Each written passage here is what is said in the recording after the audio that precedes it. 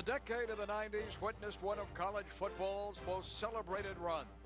The University of Florida Gators swamped the Southeastern Conference, capturing over 100 wins and the hearts of orange and blue faithful.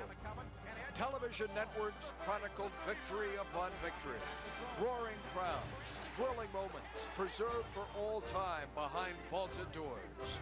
An epic era locked away for centuries to come. But I got the key. Fred Taylor racing to the corner of the end zone. Touchdown! These were some great games. Rhett the single back. Here's the handoff to Rhett running straight up. He will get to the goal line and dive in for a touchdown. And we got to find these guys. Taylor in the one-back set. Werfel wants to throw and fires down toward the goal line for Reidel Anthony. And it is caught! It's a touchdown! Hey, man, it's Bates. Where you at these days? Brandeis fakes the draw. He gets back-to-back plays, and he's throwing deep all alone. Travis McGriff. McGriff to the 10. Travis McGriff to the 5-yard line. First and goal. I'm playing arena football. Matthews going to throw out of the end zone, going deep for Mills, and it's caught! To the 29-yard line of Alabama. I'm still playing football. I'm also playing a little bit of golf. Johnson throws deep for Jacquez Green. He's got it. Quez Green in the open field. One man to beat. Jacquez Green inside the 20-yard line to the 17 of Florida State. Doug Johnson connects with Quez for 63 yards. Hey, Bates. Just out here on Lake Santa Fe, changing some diapers, playing a little football during the season, and enjoying life in my new addition. Well, all right, we'll be right there.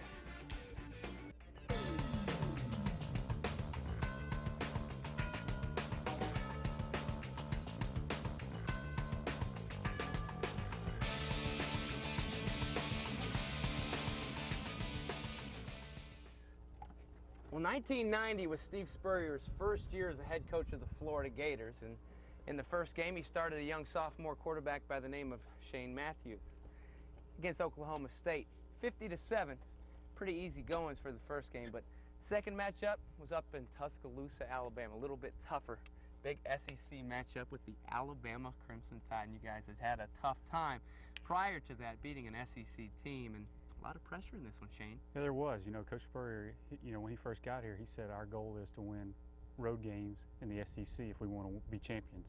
And he put a lot of emphasis on that game, trying to find a way to win it, because Florida football history had trouble winning games on the road. And, we concentrated really, really hard on trying to defeat the defending SEC champions. And here we go today. We're going to concentrate on the golf game a little bit. And going into his 13th year in the NFL, Shane is playing a lot of football still, but he's also playing a lot of golf on the Celebrity Players Tour and playing some good golf at that. Yeah, not as good as I'd like. I'm struggling a little bit here and there, but I enjoy it. I'm an avid golfer. If I'm not playing football, I'm out here playing with my kids, and it's a beautiful day in Gainesville, so we'll go out and swing them a little bit. Yes, sir. Head ball coach. Shoot, he was an avid golfer, wasn't he? Come on, yeah. Shaner. Let's do it. All right, my man. This is an artificial playing surface here at Bryant-Denny Stadium, and a stadium that was just expanded to seat 70,000, I think just for the start of last season. Well, football is king in the Southeastern Conference, and every stadium in the conference is expanded on a regular basis almost every other year, it seems. Gators looking forward to their expansion in the north end zone, I believe, next year. We saw a record crowd in Gainesville, so I'm sure those seats will be a hot commodity when that construction gets underway. Well, the natural grass at Florida Field got rave reviews last week. And the Gators look forward to much more continued success on that beautiful natural surface. But now we're underway from Bryant-Denny Stadium. Krzyzewski kicks it deep. Lorenzo Cole from the 11-yard line. Cole across the 20 and is knocked down at the 27-yard line. And up off the bottom of the stack, Montegro, number 10, Carlton Miles, number 31. Here's the offense for Alabama, an outstanding backfield led by the Offensive Player of the Year quarterback Gary Hollingsworth from a year ago. That freshman tailback Anderson on the hot seat today. An offensive line, a veteran group. Roger Schultz, a potential All-American at center. They come to the line of scrimmage in a straight I formation. And the handoff to the tailback Anderson. He is going to be hit behind the line of scrimmage, and there are about 7 or 8 Gators to stop the youngster in his tracks. Godfrey Miles leading the attack right there. Just a tremendous athlete at the new Gator back position as we look at that new attacking Gator defense. Defensive coordinator Jim Bates loves to be on the attack with his defenders, and we saw Godfrey Miles penetrate right there, stop the action in the backfield. And the All-American Fain anchors the secondary. Second down and 11. The tight end Lamond Russell in motion. Anderson gets the call again, and about the same result as he crosses the 25 just barely, and then is knocked back once more. Tim Falk made the tackle for the Gators. On that play, David, it was Godfrey Miles who maintained control at the line of scrimmage, and Fee Bartley right there as well, turning them inside to the Gator pursuit, the interior making the tackle. Excellent job on the first 2 Alabama offensive efforts by that Gator defense. Now it is third down and 11. Hollingsworth from a shotgun formation. Breaks out of the pocket. There's the football, but Hollingsworth pounces on it at the 20-yard line. Great coverage by the Gators secondary. Hollingsworth had plenty of time to unload the ball, but couldn't find an open receiver. Alabama getting nothing done on their first attempt here this afternoon at Bryant-Denny Stadium. Dominated by the Gators on the first 3 plays, but again, Hollingsworth has no open receivers downfield. It looks like Brad Culpepper kicks the ball away from the quarterback. Stan Moss, a transfer from Texas A&M, punts. Terrence Barber has it knocked away from him as he failed to make a fair catch call, but the ball rolls out of bounds and will be the Gator football at the 41-yard line. Terrence Nice Barber play on the coverage there by Matthew Pine. Terrence Barber, again a senior wide receiver, has good hands, but he muffed that one out of bounds. Fortunately, the sideline was near. Gator offense led by that sophomore quarterback Shane Matthews, who had such an outstanding game last weekend. A veteran offensive group. 59 career starts for that offensive line combined. And there is the hero of last week's offensive performance, no question about that. Sophomore quarterback Shane Matthews out of Pascagoula, Mississippi. But as we all know, one game does not a season make. Here's another opportunity on the road for the young quarterback, opening up his SEC battle. One setback behind Matthews. Dexter McNabb, who gets the pitch, splits a couple of defenders. McNabb on his feet to the 41-yard line of Alabama. David, look at the block by Glenn Neely, the offensive left tackle. He knocks his defender back about 5 yards at the line of scrimmage. That is a gain of 19 against the Alabama defense. George Thornton, a veteran member, a senior out of Montgomery, Alabama. Eric Curry, another potential all-star candidate. Solid group of linebackers led by Spencer Hammonds, a fifth-year senior. First down for the 41. Matthews almost had it picked off. A very fine defensive play by Stacey Harrison, the junior out of Atlanta, Georgia. The strong safety, one of the younger members, or more inexperienced members of that Alabama secondary. Ephraim Thomas, an all-Southeastern Conference performer from a year ago, and Charlie Gardner started each and every game a year ago for Alabama in that secondary. Nice job by that secondary. Gator wide receivers were covered. Matthews had to hustle out of the pocket, and the ball was knocked down in the secondary. Second down. Matthews goes down. It's a loose ball, and Alabama's got it. Steve Webb recovers the fumbled football. And there's the kind of pressure that Shane Matthews never saw last week against Oklahoma State.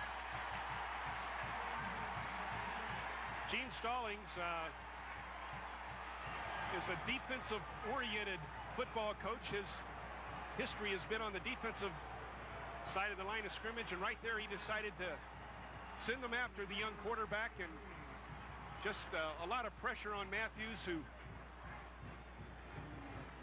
gives the football up on the turnover as William Gaines, number 94, strips loose the football. I think without a doubt that game did set a lot of precedents for the decade of the 90s. I think leading up to that, going back in the 80s and having the difficulties that existed at that time, I think everybody was pointing to the 90s and hoping for a better future. And of course, when Coach Spurrier came in and got everything going, it was a tremendous thing. And I feel very fortunate that I had the opportunity to be a part of it. Welcome back to Bryant-Denny Stadium. Florida nothing, Alabama nothing. The Crimson Tide has just recovered a Florida fumble and has 1st and 10 at the Gator 39-yard line. A new tailback for Alabama, Derek Lassick, a sophomore. And this is the give to the fullback, Kevin Turner, the junior out of Prattville, Alabama, who picks up about 4 yards on 1st down. Last week, the Gators were extremely stingy in yards allowed on 1st down. Gave up just under 3 yards per 1st down against Oklahoma State. And that can really set you up defensively when you deny your opposition on 1st down. Lassick's playing with some injury problems as well. Look at the shotgun again. And a shovel pass to Lassick. And Lassick is hit by Jerry Odom at the 33-yard line. This is a young man that took Saran Stacy's place initially, but he's battling injury problems himself. He's not full speed, but he's an excellent runner at 5'11", 195, a sophomore. 394 yards last year. That shovel pass play tailor-made against a quick pursuing defense. Big 3rd down. 3rd down and 3. Again, Alabama works from a shotgun. Looks like he checked off at the line of scrimmage. Going to run for it himself, and he's in big trouble.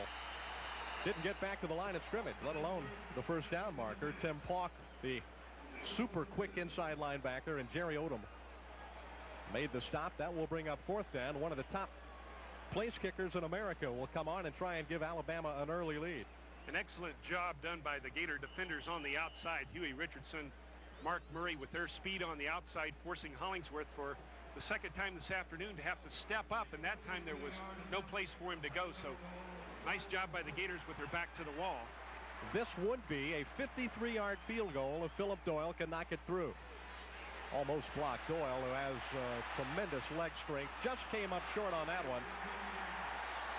And Alabama comes away empty after getting the football at the Gator 39-yard line. They were unable to pick up a 1st down. Florida's offense huddled up. They'll have the football at the 34-yard line. That tremendous effort last week seems long forgotten now in the 1st period here, because this is an altogether different situation than the Gators faced last week against Oklahoma State. Alabama, even though they lost their opener last week to Southern Mississippi, outgained the Southern Miss 440 yards to about 150 in total offense. Turned the ball over 4 times last week in critical situations. Muffed a punt, which also cost them. And you and I, Jim, were talking before the game a lot like the Ole Miss opener last year for Florida, when the Gators were clearly the better team, but came out on the short end of the stick on the scoring board. Gator football at the 34-yard line. This time a runner's out of the eye. Willie McClendon may have gotten a yard out to the 35 before he was hit hard by linebacker Derek Oden, the sophomore out of Tuscaloosa, homegrown product. McClendon played just a little bit better than a half of last week's game, and that's what he did. Eric Rett, the backup tailback, actually got more yards than did McClendon last week. That draw play was Oden's responsibility, and he refused to be blocked and was right there to make the play. 2nd down and 8. There's another delay, and again, not much success. That's big Eric Curry, the sophomore defensive end out of Thomasville. I think what you're seeing Alabama do, David, is stunt and send those linebackers. Right now, the linebackers aren't going, but they're stunning inside. And that is creating confusion with some of the blocking schemes. It's working well for Alabama on defense right now. It is 3rd down and 8.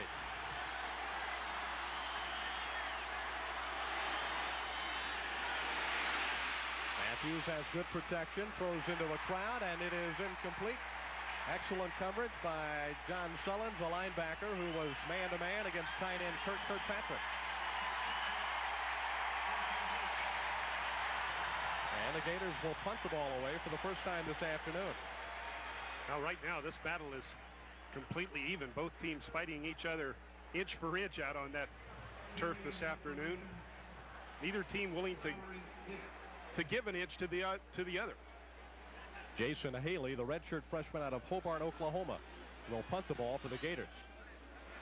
And deep to receive is Jeff Marshall, who fields the ball at the 21. Got away from one man, but is tripped up out of bounds at the 26-yard line. Pretty good kick by Jason Haley. He kicked one last week for 47 yards, and that one backs Alabama up to its 26. No score from Tuscaloosa. Batesy, good swing there, my man. Got to get more weight on your back foot there. You got too much weight on your left foot. Okay. Let's see it now. All right, let's see.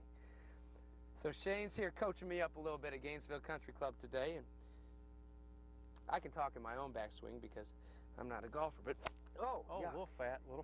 Yeah, a little bit. But Shane, shoot, the head ball coach has got to coach up that offensive line. They're all over you there in this Alabama game early. Yeah, this Alabama, I tell you what, they came out. Oh God, I about got hit in the knee. This Alabama team, you know, they won the SEC the previous year, and they came out and they put it on us defensively. We always had trouble against Bill Oliver, who was their defensive coordinator, and we couldn't block them. We couldn't do anything the first quarter offensively. They were just wearing us out. And it was hot. It was an early start. It was back in the day, you know, when WTBS used to televise the games 12 o'clock Eastern time, which so it was 11 o'clock over in Tuscaloosa, and it was Spurrier's first road game, and we were very, very sluggish out of the gate. Out of the gate, and now let those guys play at 11. We'll play at noon. That's what Spurrier told us. When we played Auburn in that same type of game a couple years later, Spurrier told us in the pregame meal, you guys don't be setting your clocks back. Let those guys play at 11. We'll play at noon. And we'll play some more of this big matchup between the Alabama Crimson Tide and the Florida Gators after this beautiful shot. And after this break, this is going to be a pretty one, too. Okay, keep your head down. Keep my head down, put more weight on this one, and I'm not going to mess up your beautiful country club here. Oh, yeah. Oh, look at that.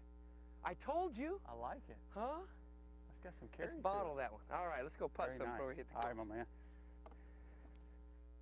Your Double Deep Pizza with double the toppings. Double. Pizza Hut's new Double Deep Pizza. Double it up with double the toppings and 50% more cheese. Get one now for just $12.99.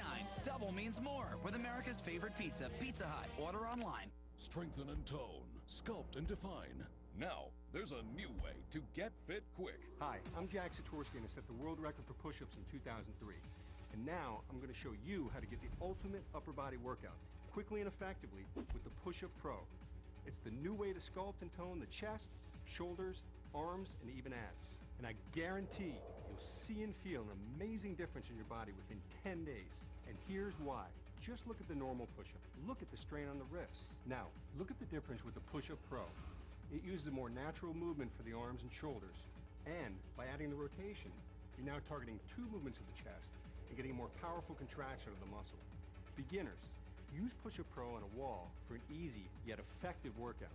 As you progress, move to the floor in this modified position, and when you're ready, shred up with the advanced move. Then step it up to expert level. Whether you're 8 or 80, you can strengthen and tone with the Push-Up Pro.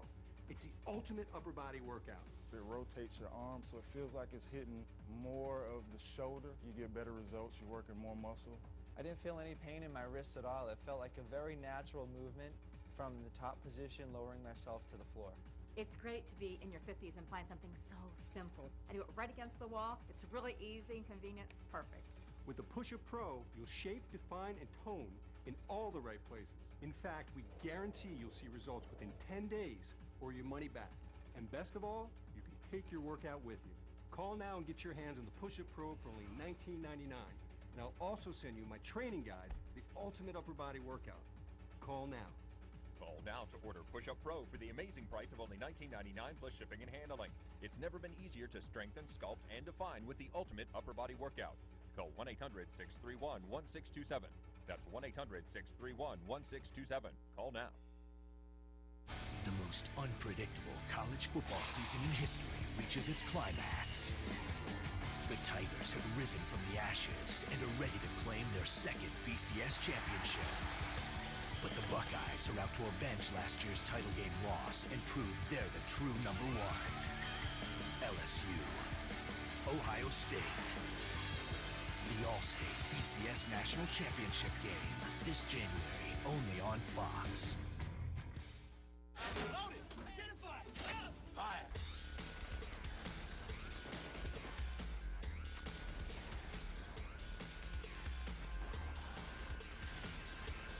Yippee-ki-yay. Fox College Sports has the recipe for the ultimate college reunion. Start with over 900 live NCAA events. Add your favorite conferences like the Pac-10, Big 12, and more. Toss in news from around the NCAA. And garnish with the hottest coaches shows. This is the place where college never ends. For more info on Fox College Sports, log on to foxcollegesports.com. It's the BCS Breakdown Bowl Preview. Who will come out on top? Who will come up short? Get previews of the entire BCS Bowl game lineup and exclusive analysis of the matchup that'll decide it all when Ohio State battles LSU in the All-State BCS National Championship game. Friday on FSN. That, I've said many times, was one of the biggest wins in the 12 years that I was at Florida.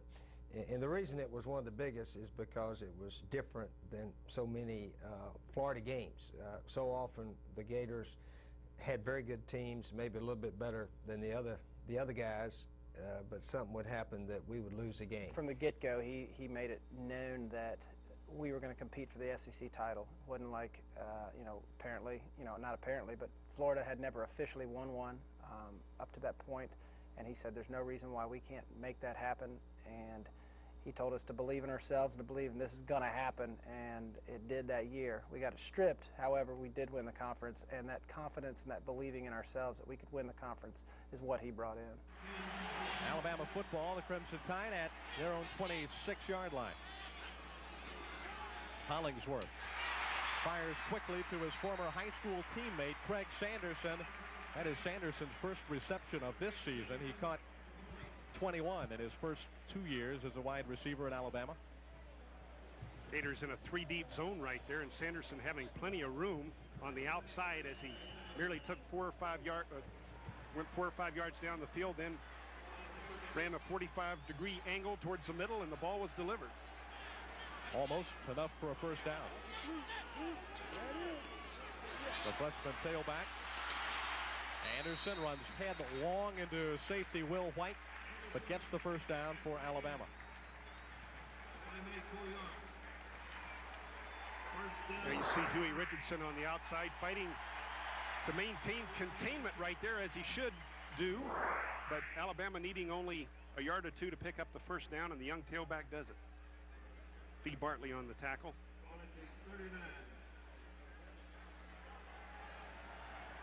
This Anderson, a small back at 5'7", 175. The freshman gets the call again and barrels it out across the 40 to about the 42-yard line. Let's check in with Steve Bamick on the sideline. Steve? David and Jim, it's interesting to notice that when Gary Hollingsworth is getting a signal from the sidelines and he has that cheat sheet on his left forearm, then he goes to the huddle and calls the play. So different philosophies. Some coaches will signal the signs in and the coach or the quarterback will make the play call. Some quarterbacks look on the forearm for the play, I guess. Back upstairs. Let's see what's written on the arm of Gary Hollingsworth here on 2nd down and 7 from the shotgun. The blitz, Culpepper crashing through, and the pass is incomplete. Actually, it was not a blitz. Culpepper just lost his man. That's right. He got in there so fast, we thought he was maybe a defensive back on a blitz, but he just simply beat the blocking attempt so rapidly right there. He was in the face of Hollingsworth and destroyed that play from the get-go. Culpepper, very experienced leader of that Florida defense. Huey Richardson complimenting the play of Culpepper last week. Huey Richardson getting a lot of publicity, but he says Brad Culpepper is extremely underrated. Another 3rd down play for the Crimson Tide. Hollingsworth with time. Sanderson again with the reception. And he stepped out of bounds at the 41-yard line of the Gators. Fee Bartley man for man right there on Sanderson, and Sanderson got the 1 or 2 steps on him. At the left of your screen, you're going to see Hollingsworth looking for Sanderson. Bartley's got him, but it's about a 3-yard cushion there, and Sanderson just barely steps out of bounds after the missed tackle. Hollingsworth is now 3 for 3 in a passing department. He was no better than 50% last week against Southern Mississippi with 3 interceptions and no touchdown passes. But what a great year he had in '89 for the Crimson Tide. An excellent leader at that quarterback position. The fullback, Houston, across the 40 to the 38-yard line of Florida. You're seeing a nice mix on offense by the Crimson Tide right now, passing when they want to, running when they want to. They're mixing that Gator defense up. The Gators aren't sure what they might see, mixing a little play action in there. Excellent job by the Crimson Tide offense on this drive.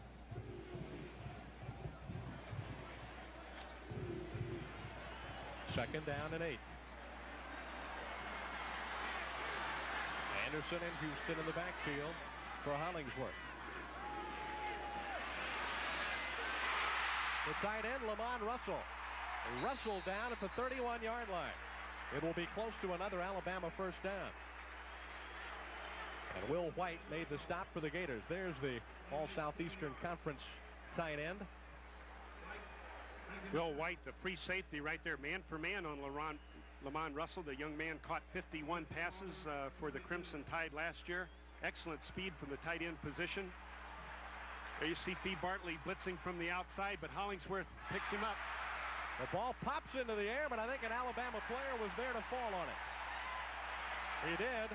And it's a first down for the Crimson Tide. 1 Bama player was in the area, 3 or 4 Florida players, but the Alabama guy got it. It was recovered by Steve Buskey. Let's take another look. This one almost brought rain. Buskey, a backup tight end. Heads up play. He's hustling, making the block. He sees the ball. He's the only Tide ball player near it. 3 or 4 Gators near the ball, but the Tide picks up the first down on the fumble. Fee Bartley almost caught it in the air. First down from the 27. Anderson scissored near the line of scrimmage. Mike Brandon seen some action for the Gators. Number 97, Huey Richardson, making the tackle. Mike Brandon starting at defensive tackle along with Brad Culpepper on that front 4. Gators playing 4 down linemen, trying to attack the offense, penetrate the line of scrimmage.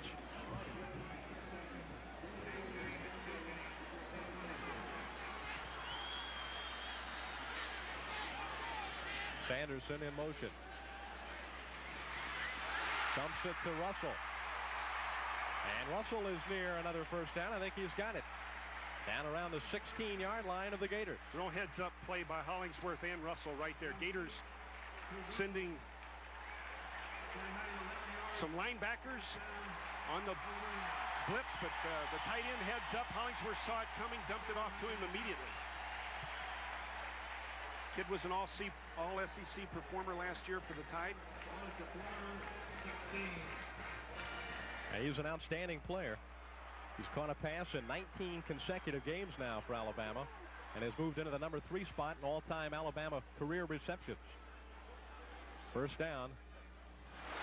Anderson's got great speed, but he'll not turn the corner as Jimmy Spencer is there to deny at about the 17 or 18-yard line. Just a terrific job all by himself out there, Jimmy Spencer. He sees a tailback coming at him that can run like a jackrabbit, but Spencer was not to be denied, makes the tackle in the open field. A big play by the cornerback right there as we look at Anderson, who a dangerous runner with no yards at this point in time on 4 attempts. He carried 3 times last week for a total of 12 yards. A true freshman, not a redshirt freshman. He was playing high school ball in Huntsville just a year ago. From the 15.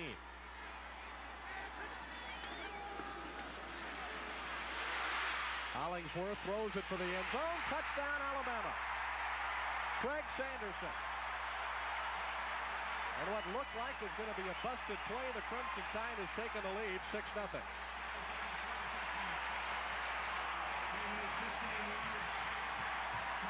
You got to give that guy and number 14 all the credit right there, because that play had broken down, Jim.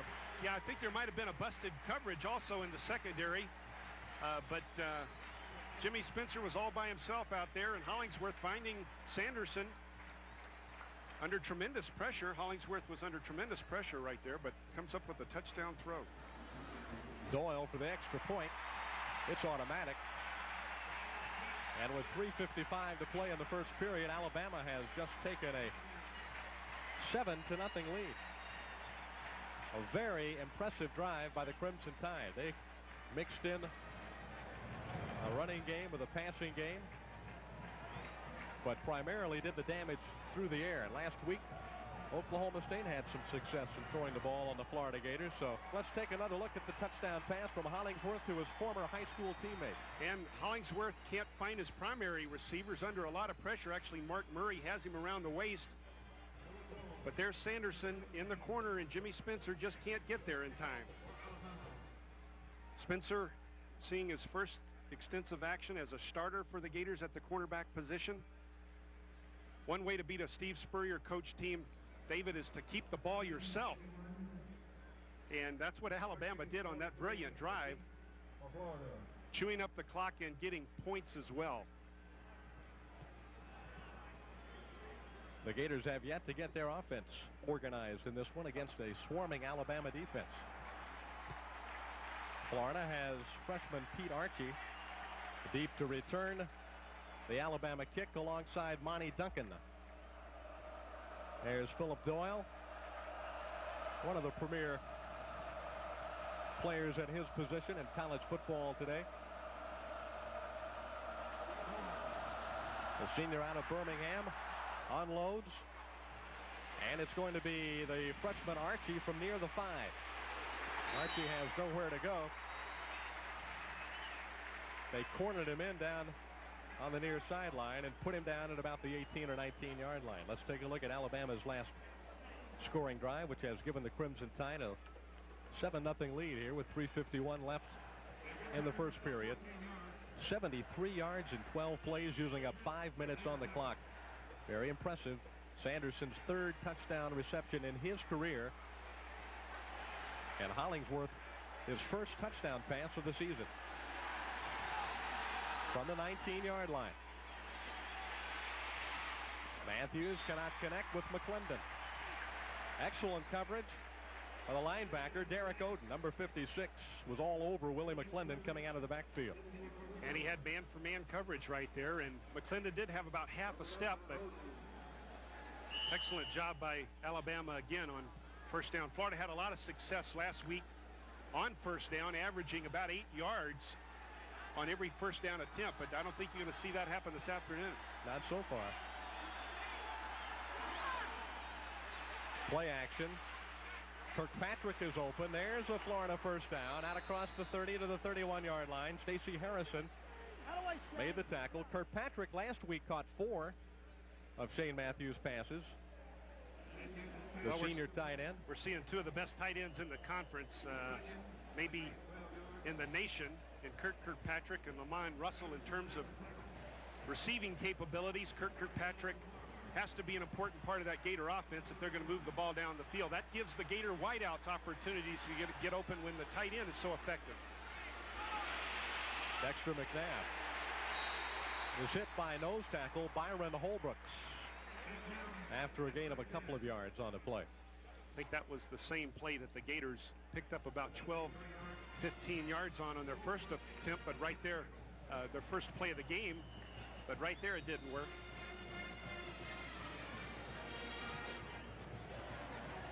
Florida coach Steve Spurrier trying to figure out a way to unscramble this Alabama defense.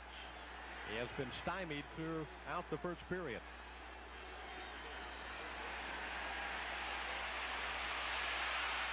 Matthews dumps it to McNabb. McNabb is near the first down marker at about the 41. This will be close. That's a very effective play because Dexter McNabb has blitz pickup responsibilities, but once he takes care of his duties or sees that he doesn't have to block a blitzing defender, he sneaks off and becomes a safety valve, and right there The quarterback was able to find him. It worked properly in terms of being the safety valve, and the Gators almost, or did in fact, pick up the first down. Back-to-back first downs for the Gator offense. Wholesale substitutions. Alonzo Sullivan now a wide receiver. Terrence Barber has also checked in, along with tight end Greg Keller. That's the fullback, Kelvin Randolph. Another fresh set of legs. Brings it out across the 45 to about the 47 or 8-yard line. Pretty good yardage on first down. Nose tackle Robert Stewart made the tackle for Alabama. Yeah, that's power football right there, picking up 7 yards, going right up the gut on first down. Excellent job by the big, strong Gator offensive line right there. First time they really pushed Alabama back consistently since the opening drive. Fullback Dexter McNabb getting some medical attention. Tailback Eric Rett will have another Florida first down to about the 46-yard line of the Crimson Tide. Charlie Gardner, the free safety, made the stop on young Eric Rett. Eric Rett came out of last week's ball game as the leading rusher for the Gators. Actually carried the ball more than Willie McClendon did. He's got a lot of talent right here, and if it's not for the tackle by Gardner, Rett's in the end zone. 3 consecutive first downs for the Gators on this offensive possession. Rett falls forward for a couple of yards. There really wasn't much running room up there, but he fell across the 45.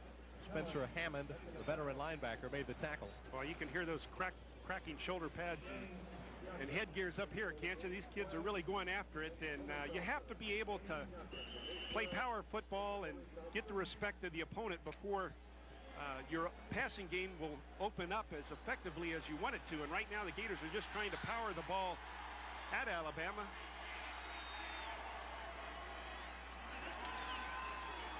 Second down.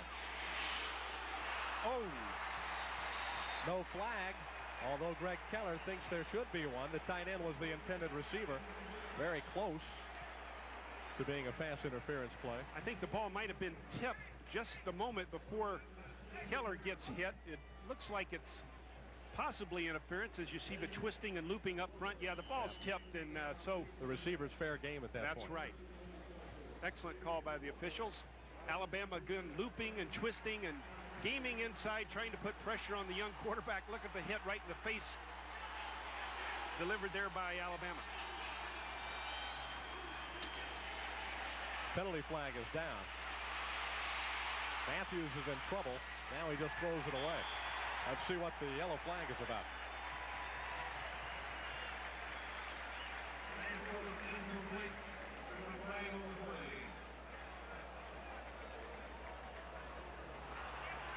It's going to be against Alabama for offsides. That will Coach make it about 3rd down and 2. Got to be disappointed with that, putting a lot of pressure on that play. An excellent job by his defense, but because one of the defenders was offside, the Gators, instead of getting shut down on that play, pick up 5 yards via the penalty. A whole lot different looking at 3rd and 7 and 3rd and 2. Yeah, that gives the Gators an excellent chance to keep this drive alive.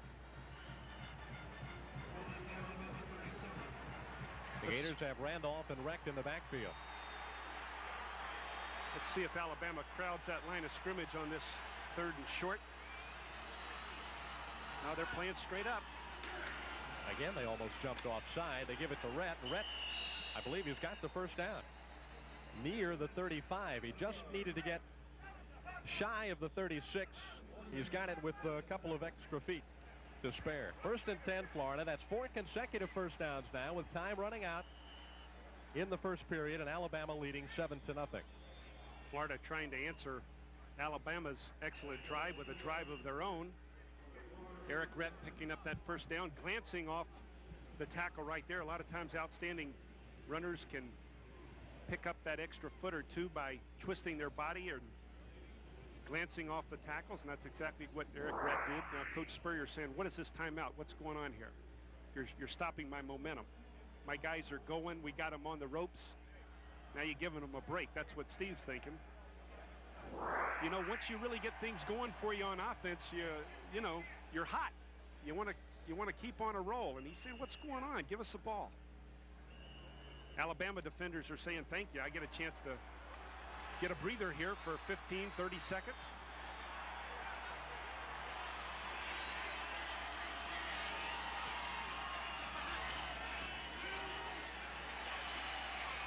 Trey Everett, the intended receiver, he can't get to the football in the end zone.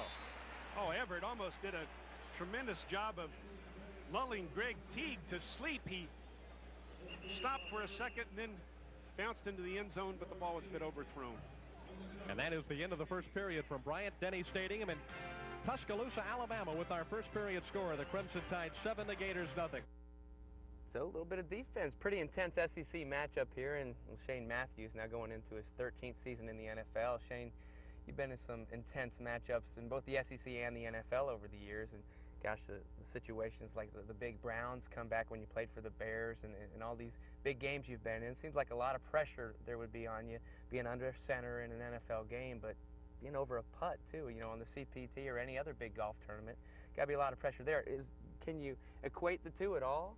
A little bit. You know, you've played football your whole life, so there's the pressure you just really don't pay any attention to. But there is a little bit of pressure. But anytime you got a big putt, especially in a big time tournament, I get a little nervous. You know, you just got to stay calm, make a good stroke, and hopefully it'll go in. So let's see what you got, Batesy. Yes, this is the big putt right here for the Masters, the green jacket. See, I don't. Let's see what you got. I don't. What do I got? Yeah, you're looking good there. You got to act like you know what you're doing. Yeah. Okay, that's the first thing, right? Should break a little to your right, so hit it on the left edge, Batesy. Nice smooth stroke. Keep your head down.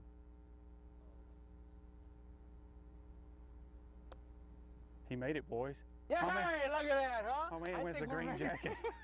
Where is that green? Not right now. It's too hot here in Gainesville. I tell you what, we're ready to take it out. I think we'll go hit the course when we come back. More football action and more golfing action. This is all false advertising from Bates. Last show we were on the crease. Stay right there. We'll be back. I couldn't believe how much I was paying for health insurance before, but Mega specializes in affordable health insurance for families and for people like me who don't get health insurance where we work. Stop struggling to figure out how you can get affordable health insurance. If you're one of 45 million Americans without it, call the number on your screen right now to get affordable health insurance with the Mega Life and Health Insurance Company. I was struggling to find affordable health insurance for my family. What appealed to me about Mega is that I could tailor a plan that fit our needs, as well as our budget. I'm responsible for providing health insurance for my family. I worked hard and I deserve a company that works hard for me. Mega, you saved me time and money. They got the coverage I needed at the price I could afford. Mega has been America's solution for affordable health insurance for over 20 years. To get a plan that's tailored to fit your needs, call the number on the screen right now. Do what we did. Call today.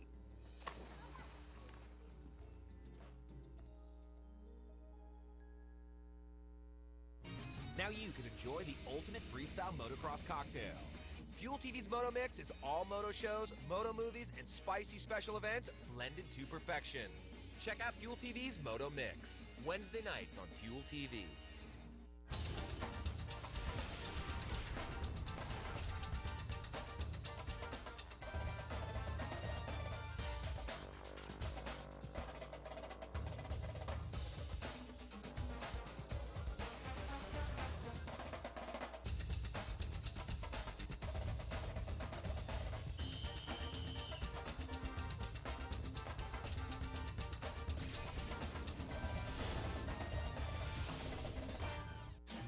Ago, the Great American Race began.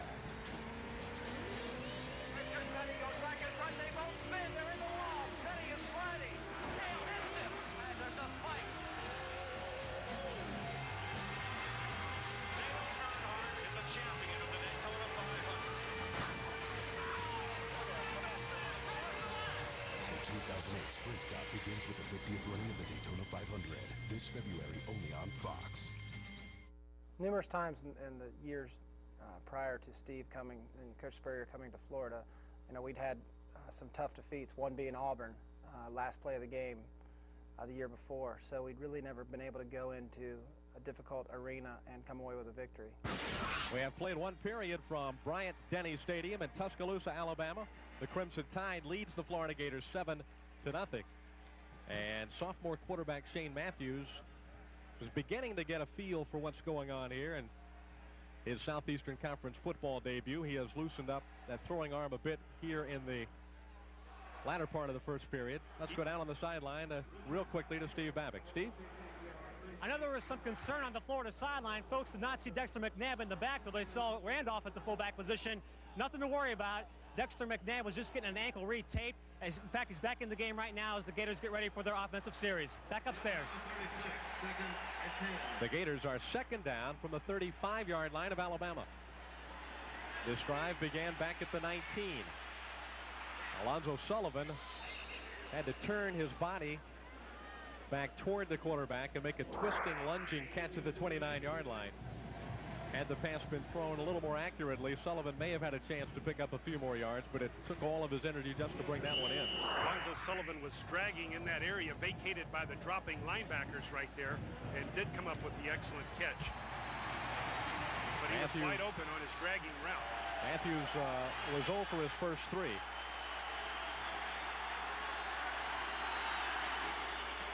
On the draw, McClendon has nowhere to go. He was hit back there in the backfield by Byron Holbrooks, the senior nose guard out of Haleyville, Alabama. Coach Spurrier trying to cross Alabama up here with the draw action, but Holbrooks smells it out early. Willie McClendon has no chance. That's just an occasion where the defense anticipated correctly right there and stuffed the play in the backfield. This would be a 47-yard effort by Arden Krzyzewski. The kick is no good.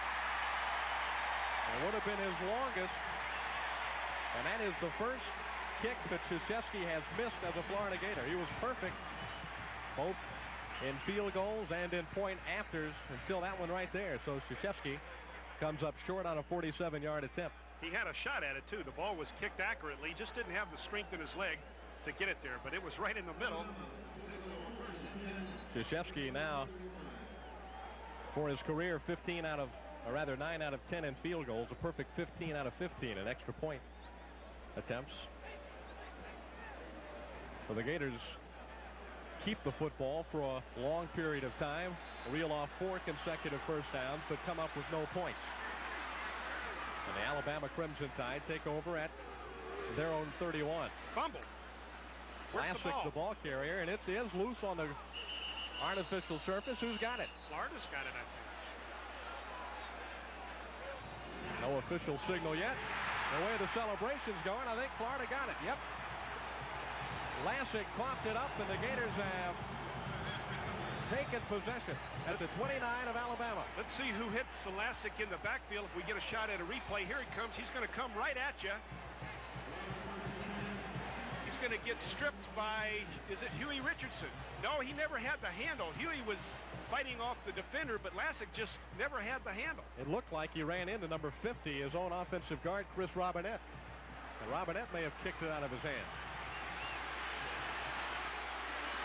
Great field position, great opportunity early in the second period for the Florida Gators. Matthews in big trouble, but McClendon makes the catch at the 21 of Alabama. Now the thing you got to like about Shane Matthews is that he does not panic, even though he was scrambling. He was scrambling under control and threw that ball with a lot of poise, giving it the loft that it needs to get to McClendon over the linebackers and the close coverage right there. But just a nice pass delivered on the run by the young Gator quarterback, Shane Matthews. What could have been a disaster winds up a 7-yard gain. Dexter McNabb, ankle retaped. Well, plunges to the 20. Talking about that, you look at Gary Hollingsworth. He turned a disaster into a touchdown. So those things do happen when you have quarterbacks who have the poise that's required to perform under the heat of the battle when they're under pressure. Florida coaches in the press box here on the near side of Bryant-Denny Stadium, lined up, trying to come up with the right call on 3rd down and 1. Matthews tries the quarterback sneak it for the first down. He had a good full yard to go, and I'm not sure if he got it. Yeah, this will be a big call here in Coach Spurrier's young career as the head coach at the University of Florida. What's he going to do? It's going to be less than a foot if they didn't make it. It might be that the Gators were looking at it as a 2-down situation. They did not get the first down. They're about what would appear to be about 5 or 6 inches short. He's going to call timeout, and he's disappointed that his tight ends weren't ready to go. McNabb and McClendon, the Big Mac backfield, lined up in the eye behind quarterback Shane Matthews. They pitch it to McClendon, and McClendon stumbles, but he should have enough for the first down. It is quite close. Alabama says he didn't get it. He never really looked like he had the thrust that he wanted. He kind of lost his balance. But where did the knee go down? Where's the mark? That's the critical thing. It's extremely close. Well, Florida's signaling, Florida players signal he's got it. Alabama players signal that he didn't. I wonder why. There's a debate. Let's settle it right now. Oh, my goodness, look. Boy, is that close. He did not. That's how close it was. He just never had his feet up under him. He gets, when he makes this cut right there, he's stumbling. Now he's not running, he's stumbling. And he just touched down short of the first down marker. Here we see another shot at it. Pitch to the tailback. There's Bromley trying to get outside. McNabb makes the tack. He actually stumbles on McNabb's back there. Shoot, Shane. It's a good thing you guys got Jim Bates as the defensive coordinator there to keep things close in this Alabama game, huh? Well, that's true, but your daddy can't help you right now. Let's see what you got in this golf swing. Yeah, you're right. He can't help me. You know who did help Shane, though, in his career? Not only Steve Spurrier at the University of Florida, but his dad, Bill Matthews, was his head coach in high school. You guys won a state championship at Pascagoula High School in 1987. And some good coaching, but also some good teammates. T. Buck, just one of those guys. Yeah, we were talented. We had about 30-something guys, counting the seniors, sophomores, and juniors off that state championship team. About 35 signed Division I scholarships. We had Kes McCorvey, who played wide receiver at Florida State. 2 or 3 guys went to LSU, Mississippi State, Ole Miss, bunch of different schools throughout the South. So, you know, you got to be a good coach, but you got to have good talent. Right. What was it like playing for your dad? It was tough. He prepared me for Spurrier. Yeah? Yeah. Well, maybe those LSU buddies on the team would like this driver. They would like that driver. I'll tell you what. Keep your head down, my man. You guys at home are going to like this drive.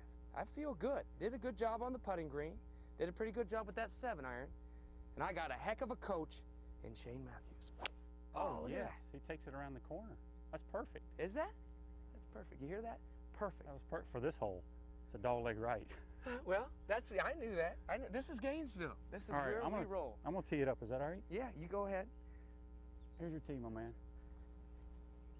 Can I talk for time's sake so we can watch more football when we come back? Is it okay if I talk while you Sure. I love talking while I hit. Well, not much happened there after the McClendon run. Wow, that's even better. When we come back, Alabama has the ball late in the second quarter. Stay right there. While I was talking, Your Double D pizza with double the toppings. Double. Pizza Hut's new Double Deep Pizza. Double it up with double the toppings and 50% more cheese. Get one now for just $12.99. Double means more with America's favorite pizza, Pizza Hut. Order online. How would you like to run a business of your own from the comfort of your own home?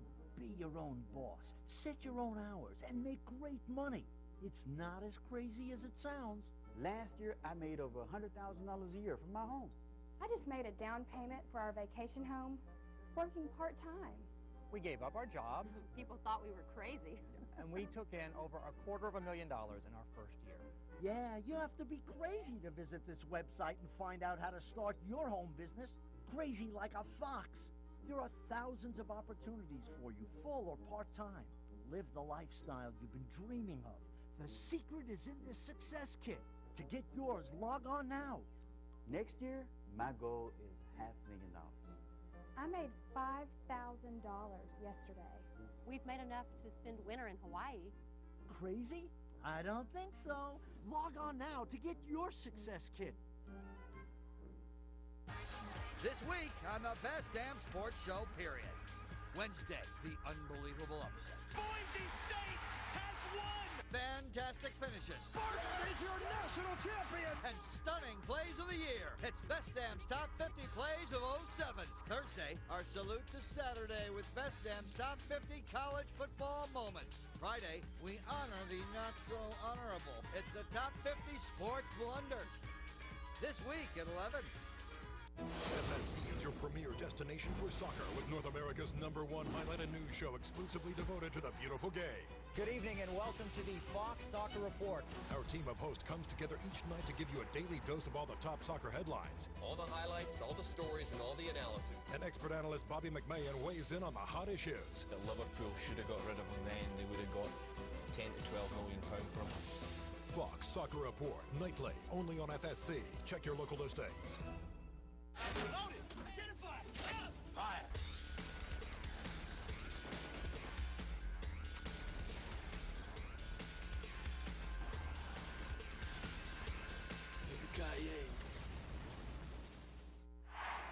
A little bit surprised. I think that the offensive units have not been a bit more successful than they have been. Hollingsworth, percentage-wise, has had a good day, but he's been running for his life a lot back there this afternoon. He's thrown a lot of dump passes to secondary receivers. Both teams have done that. Yeah. To his credit, he's made at least a few things happen for that Alabama offense against a terrific Florida defense. Steps up in the pocket. There's a well-thrown ball to Wembley. And good for an Alabama first down. Wembley's second catch of the afternoon. He plays with the crowd a little bit after making a first down yardage. Just drags again in that vacant area that where the linebackers were as the Gators drop back in zone coverage. With Doyle on that sideline, they don't need a whole lot more to get a first down.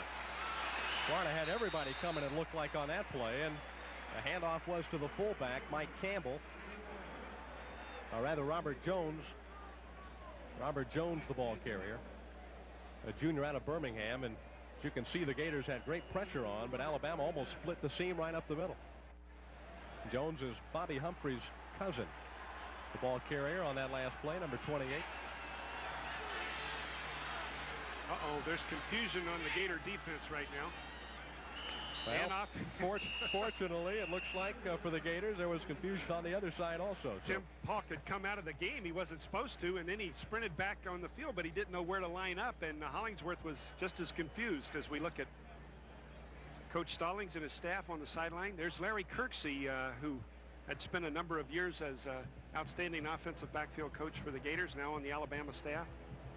Well, this is Southeastern Conference football in its purest form, I think, this afternoon, Jim.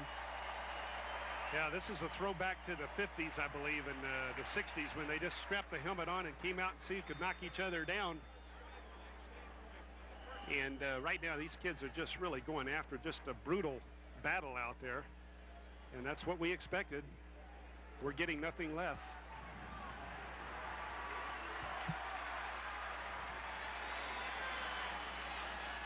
From the Florida 39, Alabama, second down.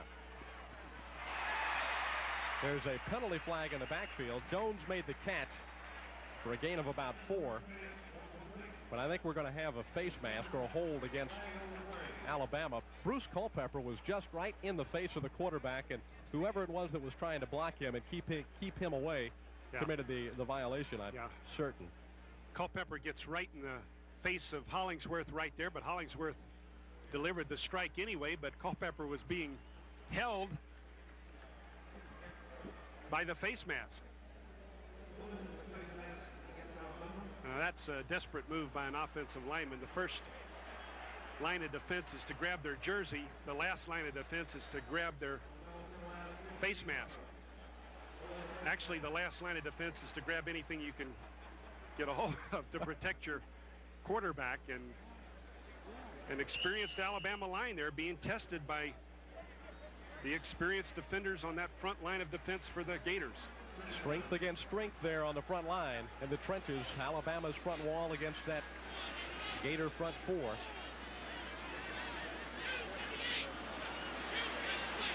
Hollingsworth about to run out of time. Just did get the snap off, and he throws the ball away. He had a mix-up apparently with his receiver. Sanderson had cut up the field and was headed down for a longer pattern. He just threw through the receiver with Paulk and Dexter Smith both in the area. He tried to check off, and I don't think the communication got to his wide receivers on the correct route there, and that play just never had a chance. two inside linebackers, Tim Polk and Jerry Odom, had a shot at the interception, but just miscommunication on that play by the Tide offense. Now Alabama, which a moment ago looked like they were threatening to get at least 3 on the board. They're in a third down and very long back in their own territory. Picked off by Will White. White trying to get out of the way of his own man, and finally does, and is out of bounds at the 37-yard line of Alabama. The intended receiver was fullback Kevin Turner, but the pass was thrown right to that guy, number 2, Will White. Well, your free safety plays a lot like a center fielder in zone coverages right there, and Will White must have been reading Hollingsworth as he breaks out of the pocket. Hollingsworth's going to feel some pressure outside. Mark Murray on your right. He's got a gaping hole. Now he's just, Will White's breaking on the telegraph pass that Hollingsworth delivers. Will White reading the eyes of the quarterback all the way, and then look at that outstanding run. He gets down the field as well. White's 3rd career interception. Pressure is on. Trey Everett with his first catch. Oh, was he hit by Teague? Quick screen to the outside. The blocking was there. Trey Everett had an immediate opening, but then the door shuts rapidly. And again, the crunching defense played by both of these ball clubs this afternoon. Oh, and right there it was Teague, number 13. Jim, you got to be so impressed with the overall team speed on both sides of the field. Absolutely. Just very impressive. These kids can run sideline to sideline all day long on defense. Receiver is open, but Everett can't hold on to the football. The pass was thrown low, and again, Matthews was under great pressure. It'll be 3rd down and 6. Let's go to Steve Babbitt. David and Jim, last offensive series, Lamont Russell, the tight end who was hurt earlier by Tim Polk, well, he came back in the last few plays. I went over there sideline and asked one of their guys what happened to him, and he said, your boy just knocked all the air out of him. He had to take a few minutes to catch all his breath, and he's back in there. He's okay. That is good news. Lamont Russell, one of the great players in this conference and in this nation.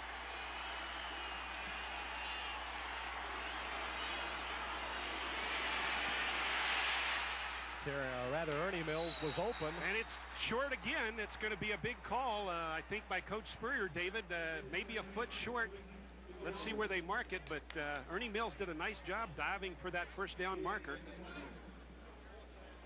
And that's a nice play by Matthews, because he threw that ball a long way to the sideline on a clothesline.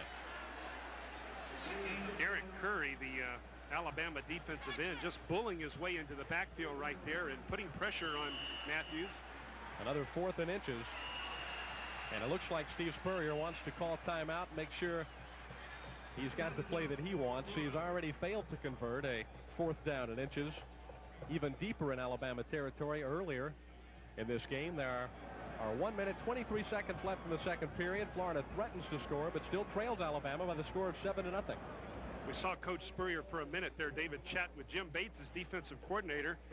Coach Bates coming over and giving his viewpoint on what the Gators might consider on this 4th down. You see the pressure from the backside. Now watch Ernie desperately try and pick up that first down, but clearly stepping out of bounds at least a foot before he could pick up that first down. Let's see what the coach does on the last 4th and inches. He tried to pitch to the tailback. He might put the ball in the air this time. Ernie Mills knew 2 things that time. He knew, one, that he was close to the first down marker, but knew that he needed a couple of yards at least to get it, and he also knew that he was going to get hit, and hit hard, from some Alabama player. And that's a hard pass to catch too, David, when you're button hook and you know the ball is coming to you and you're waiting. Sometimes you start to take off before you catch it and you drop the football, but a lot of poise right there by Ernie Mills, catching the football, then turning upfield, but short of the first down. Let's see what happens here. 2 tight ends, the I formation on 4th down and inches. McClendon did not get the first down. Alabama holds again. 1:19 left in the second period. Robert Stewart, the junior nose guard, stuffed the play at the line of scrimmage. Let's take another look. Well, this is a big physical victory for Alabama right here, just stuffing the play in the backfield, but it's a gigantic mental victory because this gives them a tremendous lift in their confidence that they can out-physical Florida. They can match up with Florida all day long. On 2 different occasions, they've just been more physical at the line of scrimmage, so that does tremendous things for your psyche as you come back later in the second half and continue to fight the battle. Robert Jones gets the pitch. Looked like he ran into his own man, fullback Kevin Turner, who was trying to block out in front for him, but very little room to run that time. Only 1:05 left in the second period. And another timeout has been called as there is an injured player on the field. Again, as a result of the hard hitting, just an awesome display of crunching football by both defenses. These kids are just selling out completely on both sides of the line of scrimmage. Oh, that's Russell again. That's unfortunate. Knocked out earlier. Now it looks like it might be his ankle.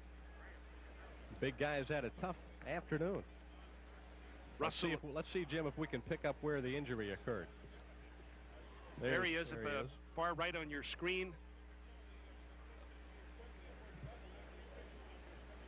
It's number 41 for the Gators. Who's that? Ed Robinson, the inside linebacker, just pushes him backwards, and I think maybe over on his ankle. Over 50 receptions last year, the leading receiver for the Tide, all-conference tight end. Only weighs about 215. That's unusual to see a tight end that's that small in this day and age, but gives them that deep threat. Extremely difficult to cover Russell all afternoon, and he might not be back.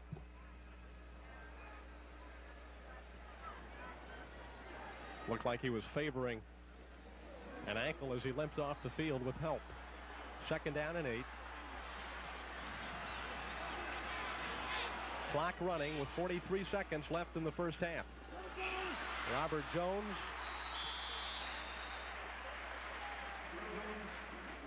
was way down on the depth chart coming into this game. In fact, he was so far down on the depth chart, he wasn't on the depth chart. Now he's a junior from Birmingham, and again with the injuries they've had at the tailback position, they're throwing some new bodies out on the field. Did you see where Auburn last week had to call a kid out of the stands because their tailbacks had been hurt? They had one of their kids watch the game in the first half and then got called to duty, carried the ball 7 times in the second half. Be ready, Jim. Somebody might call on you here before the day is over. The end of the first half with Alabama leading the Florida Gators 7-0. We'll be back to Bryant-Denny Stadium in Tuscaloosa, Alabama right after this.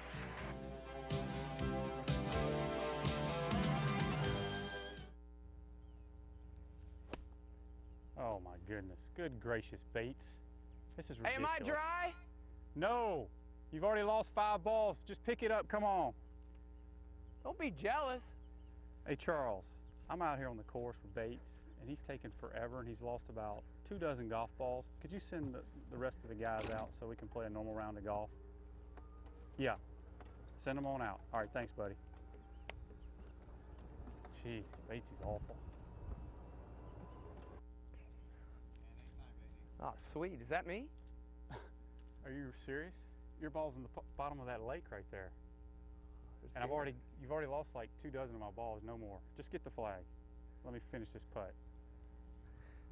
And get out of my line, dude. You're just mad because there's so much defense being played in this game right here. I love it. It is. We're struggling. Or is it the fact that we were national champions and you guys were only SEC champions? That is true. We laid the foundation for you guys, though. That is true, too. I'll give you that. And remember, I'll give you the respect of being silent for a second while you make this putt. No, that's okay. But remember, Florida couldn't win any games in the SEC on the road until 1990 when we started it all. SEC, SEC, SEC, SEC. No! We wanted it so bad. Hey. So we just painted our shoes black because we couldn't really have it. But we won it, but they took it away. I know. We were first in the SEC. We weren't the actual champs. But there you have it right there. There you have it. I'll let you tap it in for me, Basie. Really? Can you make that one? Yeah, I can make that one. All right. All right. Stay there. Man, you're mean. I couldn't believe how much I was paying for health insurance before, but Mega specializes in affordable health insurance for families and for people like me who don't get health insurance where we work. Stop struggling to figure out how you can get affordable health insurance. If you're one of 45 million Americans without it, call the number on your screen right now to get affordable health insurance with the Mega Life and Health Insurance Company. I was struggling to find affordable health insurance for my family. What appealed to me about Mega is that I could tailor a plan that fit our needs, as well as our budget. Now, I'm responsible for providing health insurance for my family. I work hard, and I deserve a company that works hard for me. Mega, they saved me time and money. They got the coverage I needed at the price I could afford. Mega has been America's solution for affordable health insurance for over 20 years. To get a plan that's tailored to fit your needs, call the number on the screen right now. Do what we did. Call today.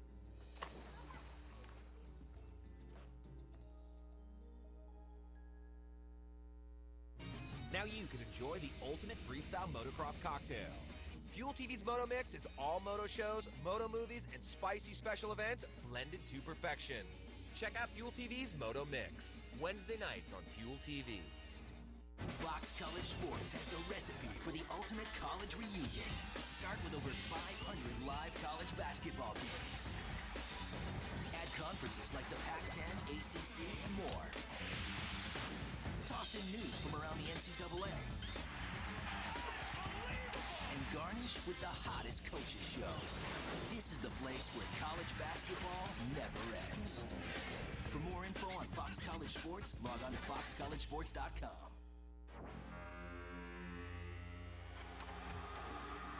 Sunday Night Hoops snaps into focus. First, high-flying Virginia Tech takes on ACC rival Wake Forest. Then, Cincinnati travels down Tobacco Road to battle NC State. Sunday Night Hoops, this week on Fox College Sports. We pick up action later in the third quarter. Alabama's first offensive try of the third period. The pitch to the freshman tailback Anderson. He's got great speed, remember. And if he got past Godfrey Miles, he might have 6 in the end zone.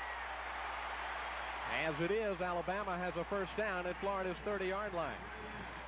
Godfrey Miles made this possibly a touchdown-saving tackle. Biggest play of the afternoon. Has to cut back because the containment is there, but when he cuts back, there's no Gator defenders in pursuit until Godfrey Miles, fortunately for Florida fans, chases him down from behind.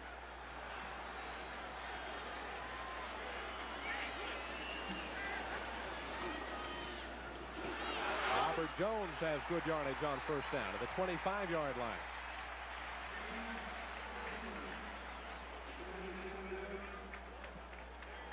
Alabama hurting at the tailback position with injuries to Suron Stacy, their outstanding tailback entering the season. Then Derek Lassick playing with an injury a little bit this afternoon, but they're relying on Chris Anderson and Robert Jones, and they're getting the job done on this drive anyway. Second down and 5. Fullback Kevin Turner picked up a couple to about the 22-yard line. By the way, Alabama has got tight end Lamont Russell back in the lineup, and that is good news for Crimson Tide fans and for college football fans for that matter. There he is at the very top of your screen, number 81. He's shaken up twice in the first half of the game. He's in the lineup now. He's in the Whirlpool tomorrow, if not tonight.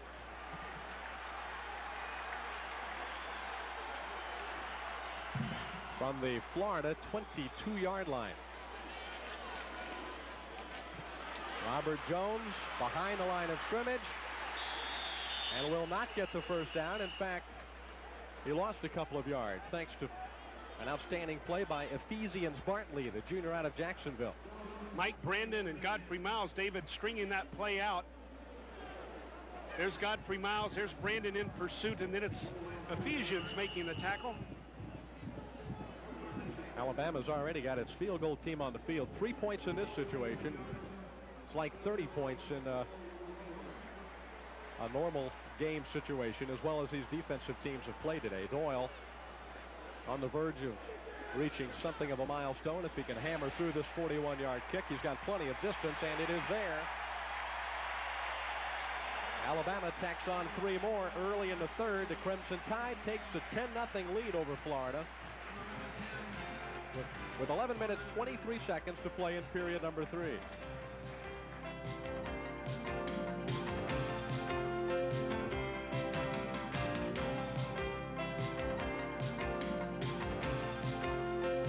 Being down 10-0 in the third quarter put us in a position we had been in numerous times in the past couple of years.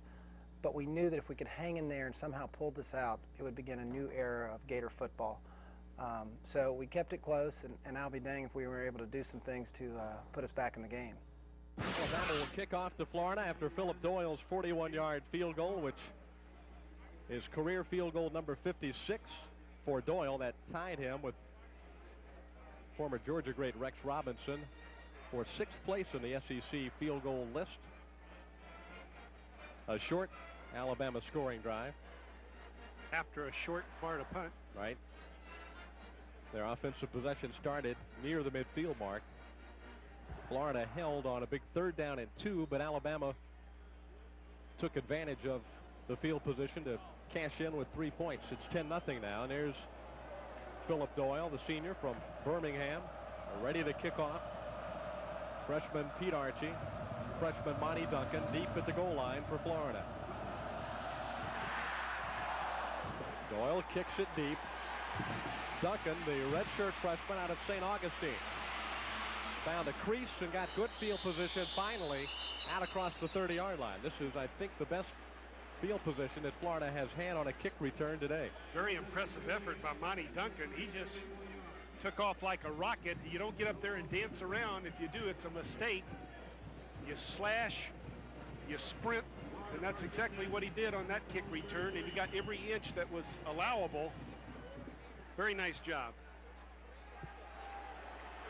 There's a Florida offense that has yet to scratch on the scoreboard, trailing 10-0. The sophomore quarterback has yet to get the passing game going. He'll try on 1st down. He's going deep for Ernie Mills. It is knocked away by Teague at the 20-yard line. A fine play by sophomore quarterback Greg Teague. Teague with Ernie Mills step for step, timing his leap perfectly right there. Just a brilliant play by the cornerback, the sophomore. Beautiful pass, and Ernie Mills is going to catch it, but no, here comes Teague. Just a brilliant effort right there, man for man, but again, you got to keep taking your shots at him. That was 1st down. Let's see what Steve Spurrier and Shane Matthews and company come with on 2nd down and 10. Pass over the middle. Alonzo Sullivan has a 1st down into Alabama territory at the 47-yard line of the Crimson Tide. Ephraim Thomas made the tackle on Alonzo Sullivan, a high school quarterback at Largo High. Converted to a wide receiver with the Florida Gators. Caught a couple of balls last week. Just caught one in the most dangerous zone on the playing field for a wide receiver, right up the middle. Well, out of all of Shane Matthews' completions, David, that's the most impressive one I've seen. That thing was a rope. That was a perfect spiral. Alonzo Sullivan coming up with a catch, and there we see another leg cramp, and with the heat and the competitive nature of this ball game, the muscles eventually give way to exhaustion, and Stacey Harrison goes down with a leg cramp. Look at this ball, though. This thing is drilled. One of the shortcomings that we heard Shane Matthews might have had was that his arm wasn't as strong as some of the other Gator quarterbacks, but it was plenty strong on that enough one. On that one. Looked like a high, hard one, and an excellent catch by Sullivan with his hands. There's Steve Spurrier, who has a sophomore quarterback for Florida, played right here on this same field against Alabama, came up short in a 17-14 Alabama victory. That was back in 1964 as a sophomore. Spurrier led that Gator team. The Florida Gators break huddle with 10:57 left in the third period. Alabama 10, Florida nothing. Sophomore quarterback Shane Matthews has him 1st down at the Alabama 47-yard line. Going for broke again for Trey Everett. This one's almost intercepted by Charles Gardner. Well, Trey Everett is double covered. Terrence Barber has single coverage, but Shane Matthews decides to go to Everett anyway. This play has no chance at all. Jim, do you get the feeling there's some method to Steve Spurrier's madness here, throwing deep continuously to stretch out Alabama's defense a little bit? Because last time we saw, after the long pass, take a 15, 18-yard pass up the middle. And underneath. Oh, right. I always believe there's a method to what he does. You don't have to convince me of that. There it is. Goes short again. Everett makes the catch. Oh. Makes a great play to get away from one man, and finally is taken out. And a penalty flag went down as well on the tackle by Mark McMillan, which... Maybe the face mask, huh? That's what you would think. Wasn't that a beautiful move by Everett, though? Catching the football is a big responsibility, but then when you can advance it on your own running ability, when defenders are all around you, that's an outstanding effort. That looks like the penalty is going to go against the Gators. Maybe he stiff-armed McMillan and grabbed his face mask. It's a face mask against Florida, which is not a play you see very often. I think that might be it. Here's we see the wide receivers slot formation. There's Everett. Now he's going to do a 360 spin out. Now watch the right hand go up right there. Can't do that. Can't do that. But it's from the point of the infraction, so at least they move down the field a little bit. I think Steve Spurrier is not happy with that call. The ball is back to the 45-yard line. Matthews back to throw again. The ball is deflected at the line of scrimmage. George Thornton, for the second time in this game, gets a piece of it. Big George, 6'3", 293, the only returning starter at the down lineman position on the Alabama defense. Got his paw in that one, and Gators facing a 3rd and 7, trailing 10-0.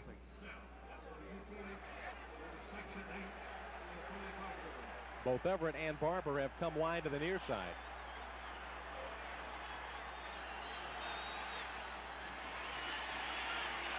Willie McClendon going to have to get it on his own. He's got the first down, and McClendon crosses the 30 down to about the 28-yard line of Alabama. He did not have the first down when he caught the football, but he turned it upfield quickly and picked up the necessary yardage. Well, the wide receivers were double covered, so it was either Kirkpatrick or McClendon that was going to be his primary receiver, and Ogden, number 56, just can't keep up with McClendon right there. McClendon putting on the brakes. Ogden has no chance.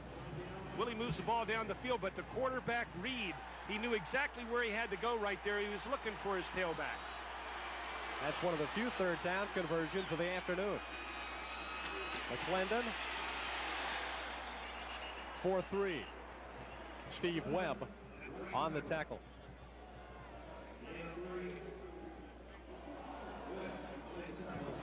Very important for Florida to get some points out of this offensive effort.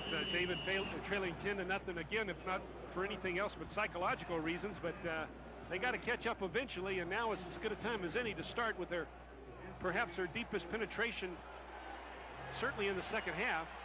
It is the third time the Gators have been inside the 25 of Alabama.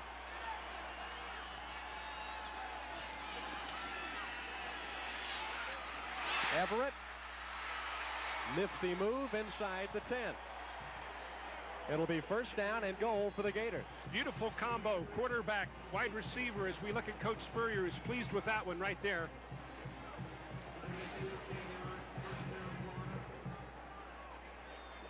Was that Everett, number 24? Trey, watch him at the top of your screen. I think he's in the slot. He's going to go downfield about 10 yards, then sit down and wait for the linebackers and the safety right there to clear off. No, he wasn't in the slot. He was the receiver that was furthest out in the formation. Eric Rett got hit head on by Stacey Harrison at about the 7th. Let's check quickly with Steve Babick. Steve? Jim and David, a few offensive series ago, I don't know if you noticed, Ernie Mills came out and he was working on his left shoulder, just a bruised shoulder, not severely, but enough to keep him out. That's why you've seen Terrence Barber in the game, Trey Everett. Alonzo Sullivan came out for a few plays to get his ankle retaped, but he's back in there offensively now. Right now, the Gators moving with the passing game, but I tell you, down here right now, the noise level is so high. Let's see what happens with this offensive play. Crowd comes to its feet on 2nd down and goal from the 6.5 of Alabama. Matthews fires for the end zone. It's caught. Touchdown, Terrence Barber. That is his first touchdown catch of the year, and did Shane Matthews ever put it where he had to put it? Well, George Teague cannot believe he didn't get that ball. He thought he had a read on that one. Excuse me, Greg Teague, number 13. He thought he had that ball all the way, but Clay Matthews just sneaked it by him, much like a pitcher does to a batter.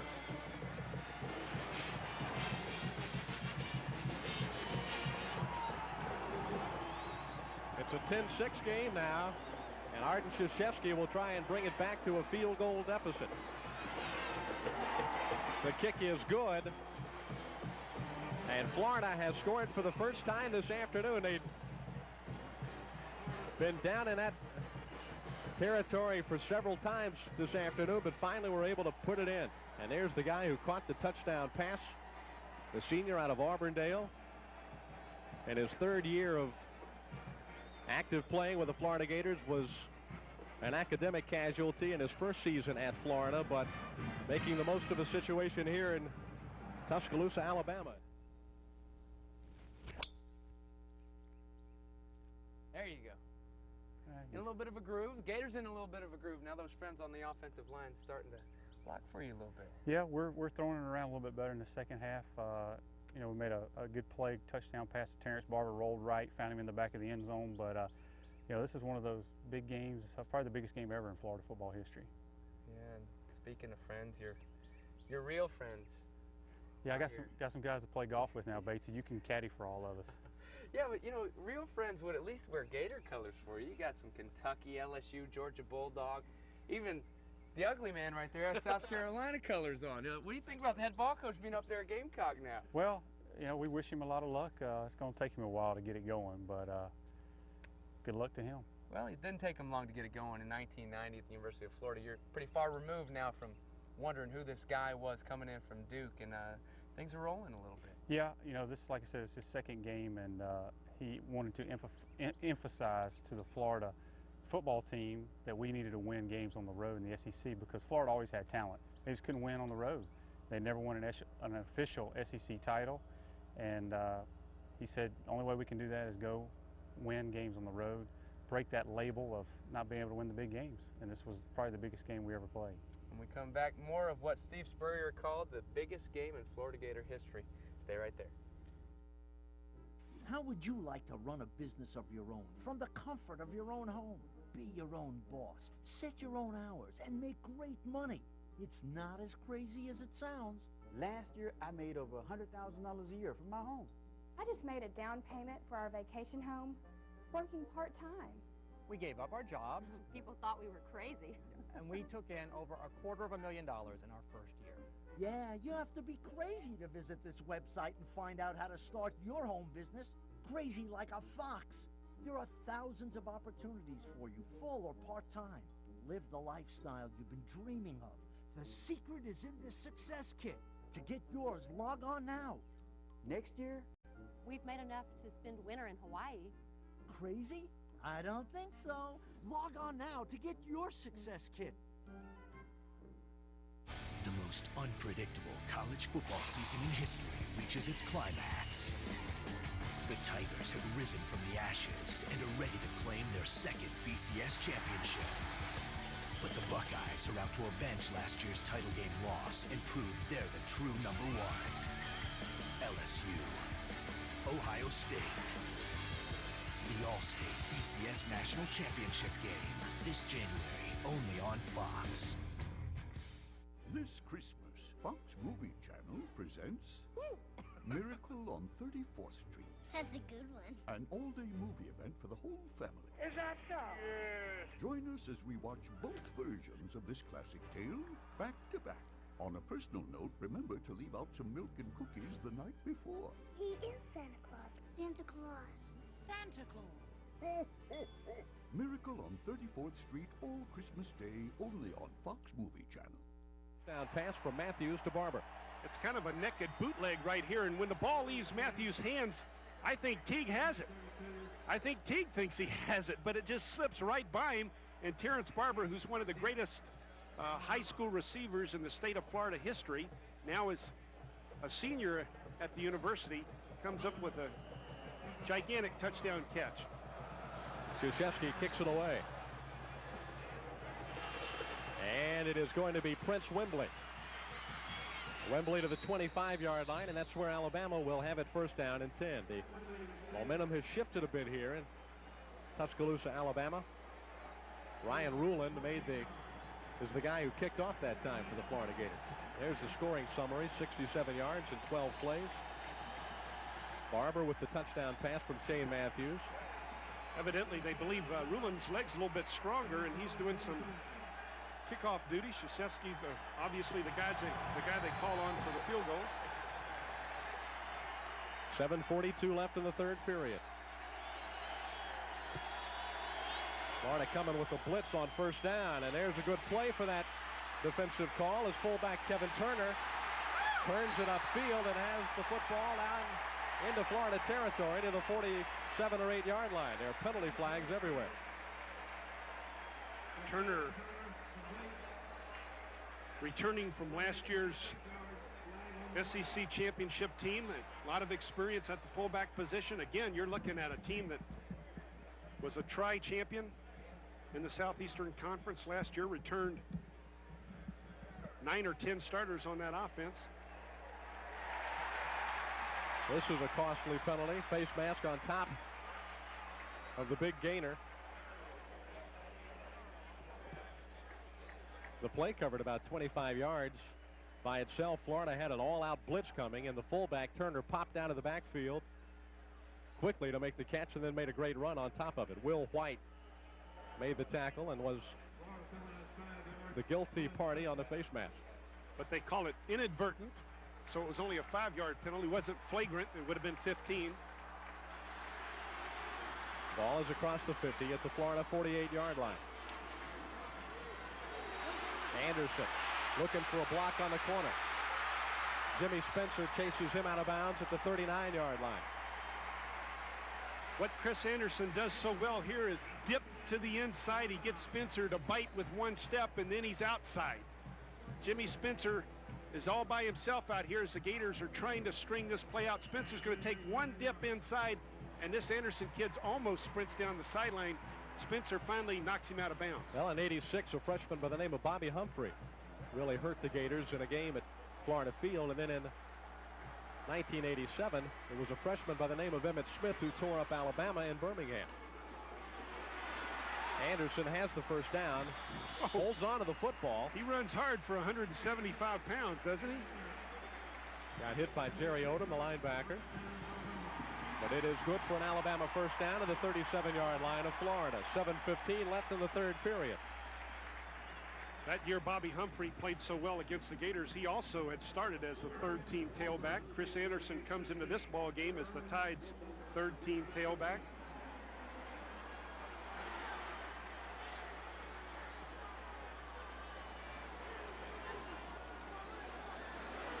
All kinds of shifting going on at the line of scrimmage.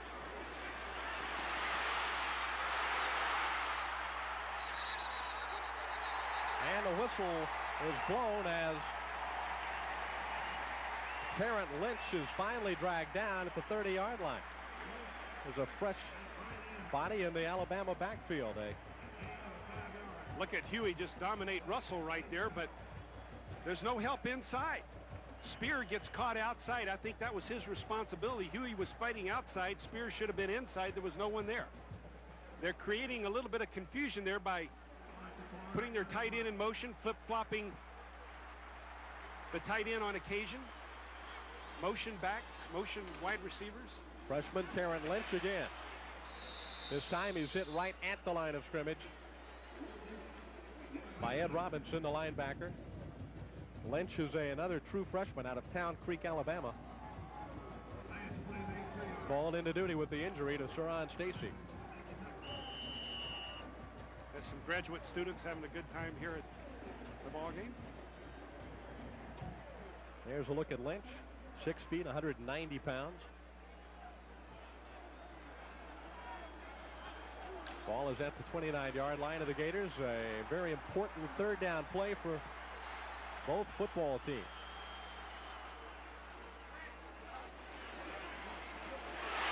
Sanderson makes the catch for the first down at the 20-yard line. Oh, this kid's very impressive. He's got tremendous ability and excellent hands.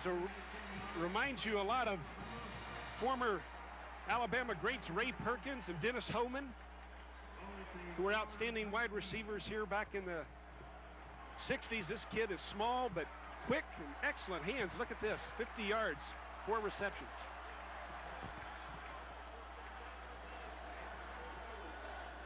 First down. Robert Jones picks up 3. Clock ticking inside of 5 minutes in the third period. Alabama 10, Florida 7, with the Crimson Tide threatening to score again. What the flip-flopping tight end and the wide receivers in motion is doing is changing the responsibilities of the Gator defenders at the last second, and Alabama's hoping to create a little bit of uncertainty in that Gator defense and take advantage. Here we see it again. Fullback Houston to about the 14-yard line. Looked like Brad Culpepper got some penetration, got his head up, found the ball player, making the tackle there. Big Brad played an excellent game at defensive tackle. He and Mike Brandon on the interior, Mark Murray and Huey Richardson outside, and that 4-down front, 4-down lineman front. The important thing now for Florida's defense is not to let Alabama get a touchdown. A field goal and you're only down 6, a touchdown and you're down 10. Third down inside the 15. Looking for Russell, the big tight end. It's intercepted by Will White again. Really nice. Richard Fain inside, Will White outside the free safety. Again, David, I think he was reading Gary Hollingsworth's eyes right there. The primary receiver and the center fielder. Is that his second of the day? You know what? I don't think Hollingsworth ever looked at anybody except Lamont Russell. And I think Will White on his prior interception read his eyes as well. The Tide faithful are on their feet right now as we see the break on the ball. Richard Fain actually had been beaten right there. Fain had him, and Will White came over to the rescue. The good news is the Gators have the ball. The bad news for Florida, it's at the 1-yard line, and Matthews going to throw out of the end zone, going deep for Mills. It is caught! Ernie Mills to the 29-yard line of Alabama. Oh, you talking about a change in momentum. Woo! Deep in your own end zone, backed up against your own wall, and look at this. Ernie Mills on the post route. Here's the bomb. You see Efren Thomas trying to get back and help out, but Ernie splits him. George Teague has no chance after Ernie Mills runs right by him, but he does have the speed to catch him. 69 yards on the play. From the 28-yard line of the Crimson Tide, the Gators have the football. That name actually became the Mills play, and Ernie has recognition for that play, and we still have similar plays to it. I think just up until last year we had the Mills play. We still have that play in. We don't call it the same, but he was recognized for making the big play, and we named that pattern after him. Well, sometimes you got to be fortunate. They played some kind of defense where the safety didn't get back there. And I don't know if a guy was hurt or out of position, but the play was sort of intended if the safety was back for about a 15-yard maybe curl on the left side, and we had Ernie going deep down the middle. And sure enough, there was nobody deep, so Shane threw it down there, hit him perfectly, and the guy ran him down on about there 25 or 30. But now usually a long pass is not the kind that gets you in trouble. It's those short ones that get deflected and the other guy picks it off. So even if we throw it 50 yards downfield and it gets intercepted, that's like a punt just about. Second down. Here comes a blitz. Matthews unloads quickly. He's got Barber, made a good catch at the 12-yard line of Alabama. Florida has a 1st and 10 with 2:35 left in the third period. Antonio Langham seeing duty at the cornerback position. Matthews goes to the single coverage. Terrence Barber has single coverage, runs a little bit of an outside route there and goes down low to scoop up the reception. But Gators continue to move. First down.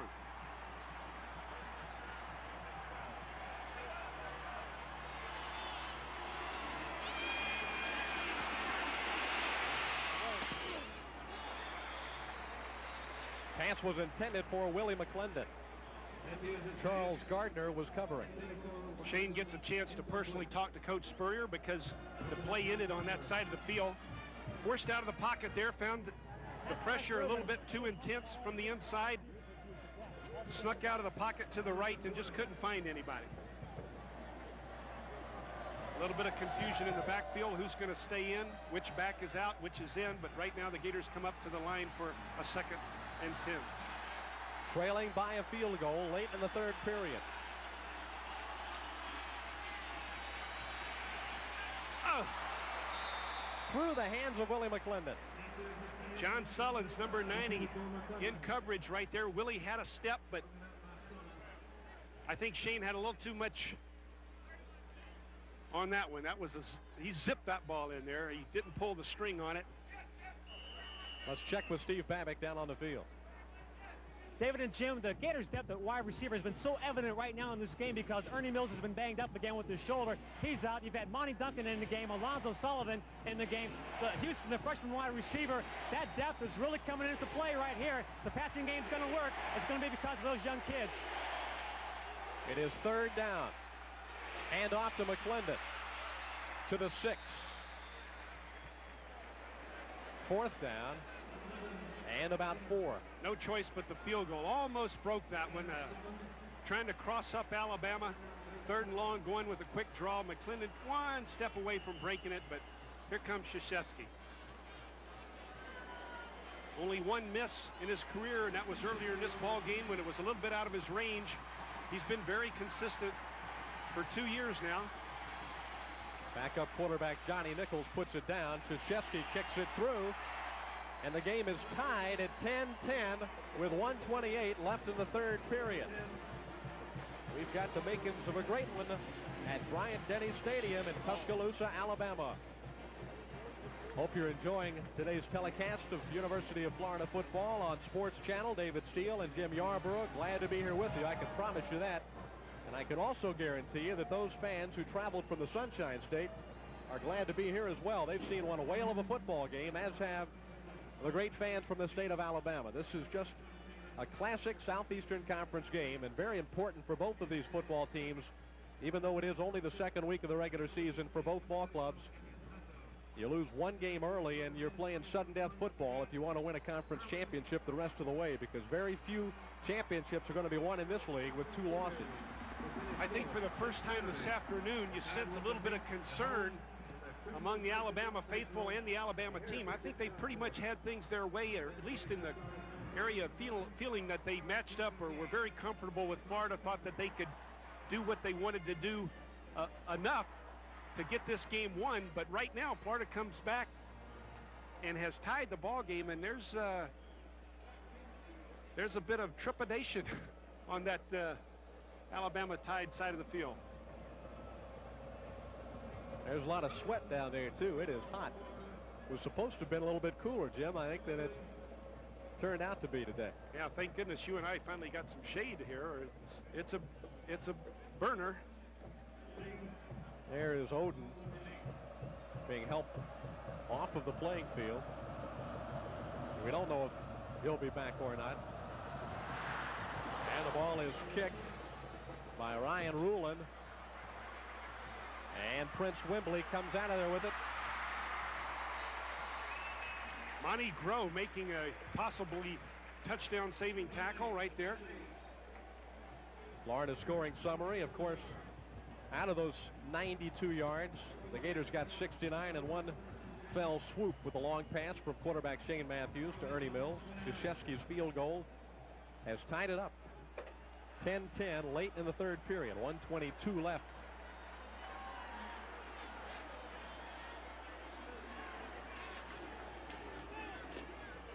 Looks like a mix-up. Hollingsworth is down. Michael Brandon was in the backfield along with Mark Murray and Bruce Culpepper.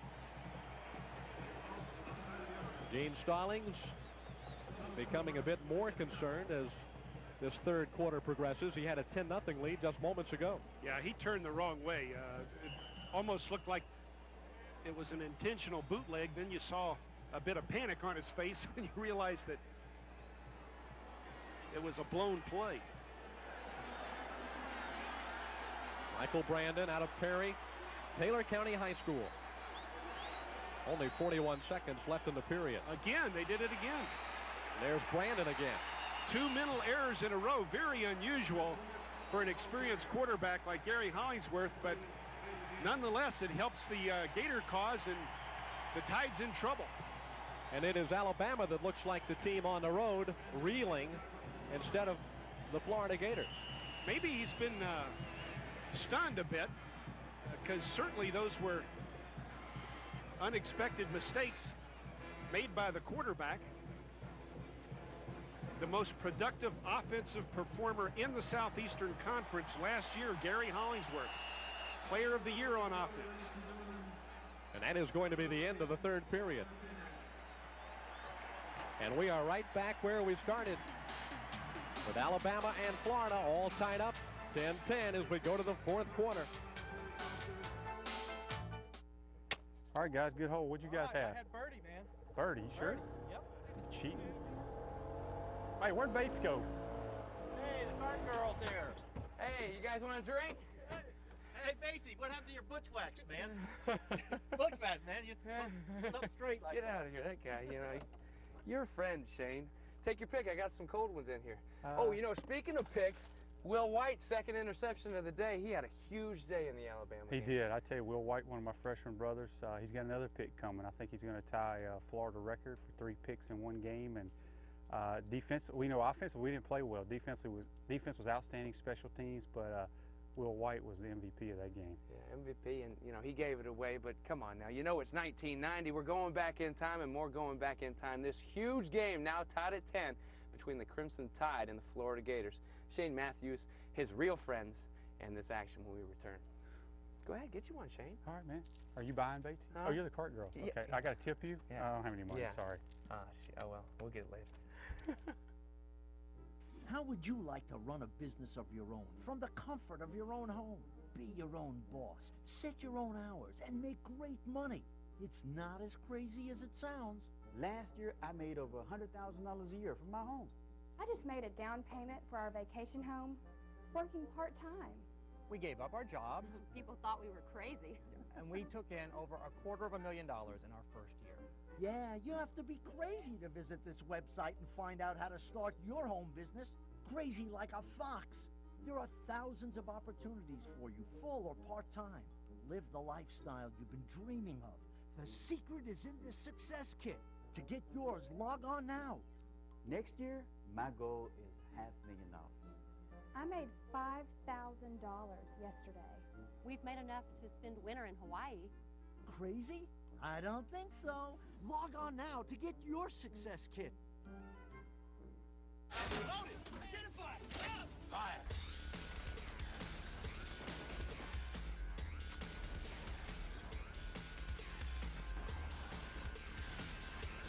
Yippee-ki-yay.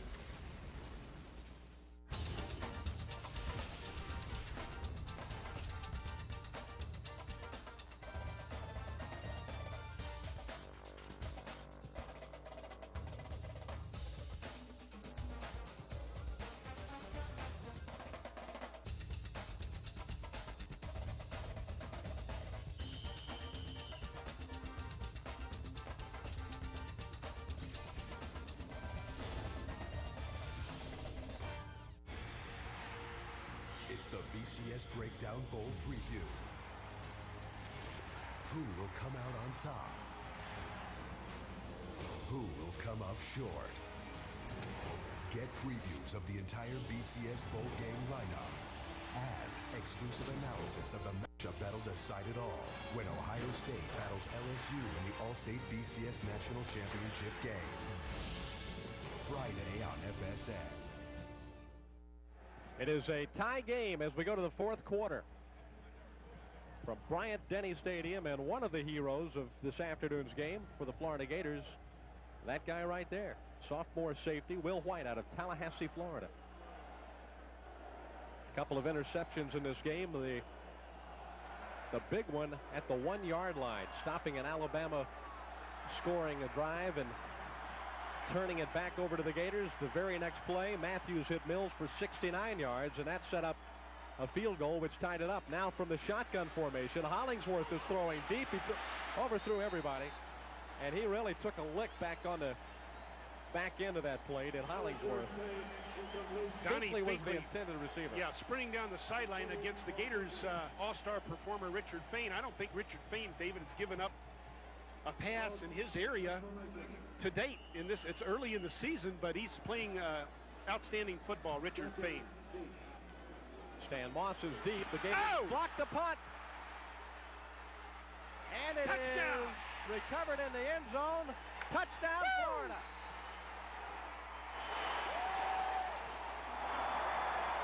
Richard Fain recovered the fumble. Well, the coaches always preach offense, defense, specialty teams. And here it is this afternoon. Offense, defense, and now specialty teams. Let's see who blocked it. He took a little too much time trying to get the seams right. He was more worried about getting the seams right. Jimmy Spencer blocked it. Jimmy Spencer, second week in a row, David Steele. Falk almost blocked one earlier in this game. Spencer did, and he got all of that one. The Gators have taken a 16-10 lead, and Krzyzewski is on to try and give them a 7-point advantage. The kick is good.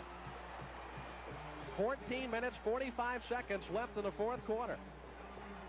Florida fans celebrate. The Gators have taken a 17-10 lead over Alabama in Tuscaloosa. We'll be back in a moment. Huge play. I'll always remember it. In fact, I think there's been pictures in the media guides since then.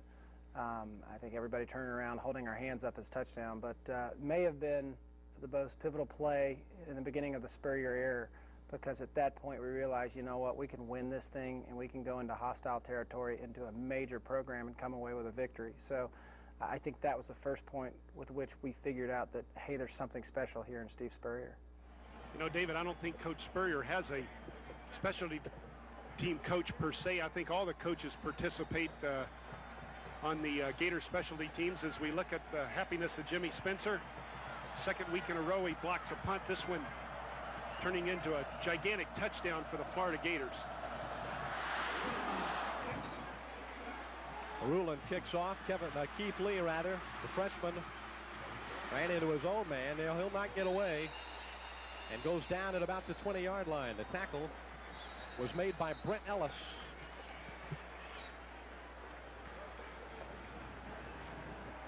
Alabama has the ball at its own 20-yard line with 14:38 left. Now find themselves trailing in their own backyard, 17-10.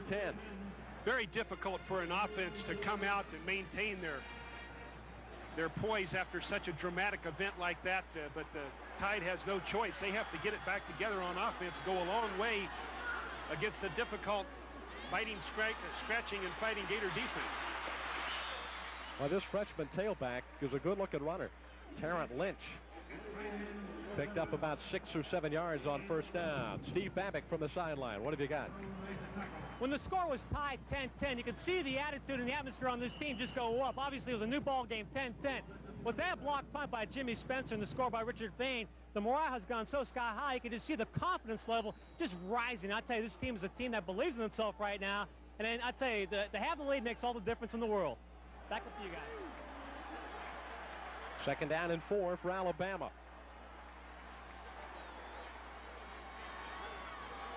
Hollingsworth, the short drop. And it is apparently a good catch by Craig Sanderson, who's had himself a big afternoon. He's caught a touchdown pass. I think that's his 5th reception of the day. Nice first down by the Tide right there. Again, with momentum on the side of Florida, they answer with a first down. Hollingsworth, I understand, since the first quarter is 5 of 13 passing the ball, so they haven't been very effective with their passing game since the first quarter. There's his total figures for the afternoon. Bama from its 33. Mark Murray had a shot at him, and then Robinson was there. Tarrant Lynch is knocked down near the line of scrimmage. Another jarring blow by the Gator defense. That looked like a public mugging there, didn't it? Good gracious. James Spear, the guy who hit him hard. The senior out of Miami, his 5th year in the Gator football program out of Carroll City High School. Mark Murray also doing a good job right there, stringing that play out, and Mark's coming out right now to get a rest. Gary Hollingsworth in the Tide facing a 2nd and 10. Gators having trouble getting players off the field. They just did in the nick of time. Lynch for about 3. Huey Richardson, the Lombardi candidate at the defensive end position, making the tackle. There's big Huey. Hasn't had a quarterback sack today, but with that offensive line of Alabama's and the drops, the short drops that Hollingsworth takes, and he gets the pass off so quickly, you're not going to sack Hollingsworth very often. Well, with one exception, every one of those starting offensive linemen were starting for Alabama's SEC championship team last year.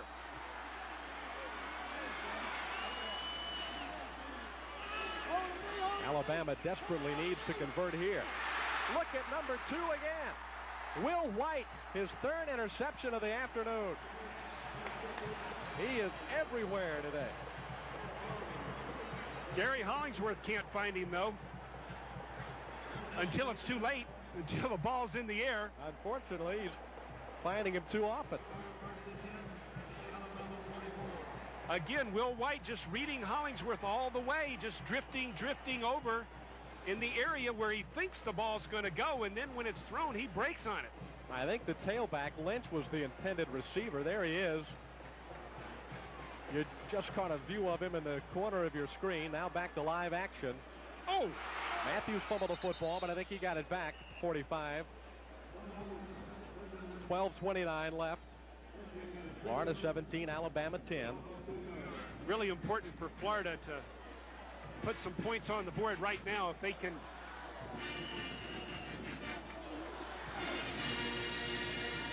put Alabama at greater risk. Still 17-10. Anything can happen, obviously, with 12 minutes to go, but a score right now, field goal, a touchdown, would be incredibly important to the Gators' efforts to win this ball game. Dexter McNabb. Slip 1, slip 2 to the 40-yard line of Alabama, a gain of 6. You could hear the oohs and ahs and groans up here as he slipped one tackle after another. Alabama fans hoping the fullback would go down, but he broke 1 tackle, 2 tackles, and now it's a reasonably makeable 3rd and 6.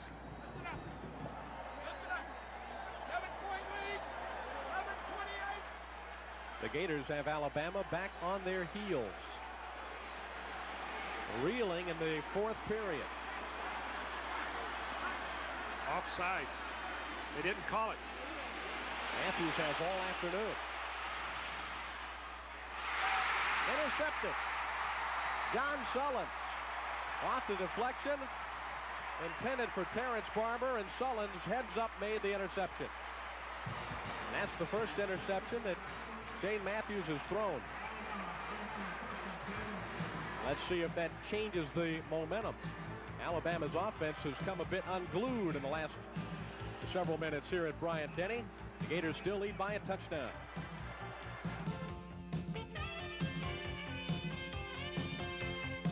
certainly that game made him an All-American. Yeah, he really made some nice gambles coming out of the free safety position to pick off 3 passes. He was sensational that day. That's all you can say. And he was a big reason we won the game. Will White at free safety, and the entire defense played very well that day. Alabama just made a big defensive play in the 4th period. 11:05 left. Crimson Tide's Sullins with the interception. And let's see if Alabama can rediscover its offense. They've gone south here in this better part of the 3rd, and through the early part of the 4th have really lost their offense. Robert Jones is hit as he crosses the 30-yard line. Godfrey Miles. Tim Pauk. Gain of about 3 or 4 yards on the first down play.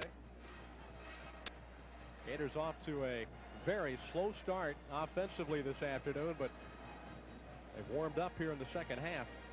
They trailed 7-0 at the end of the first half, 10-0 early in the 3rd period. But now the Gators lead by a touchdown. Here's the reverse again to Sanderson. Hollingsworth threw a great block for him. Sanderson has the first down and lots more.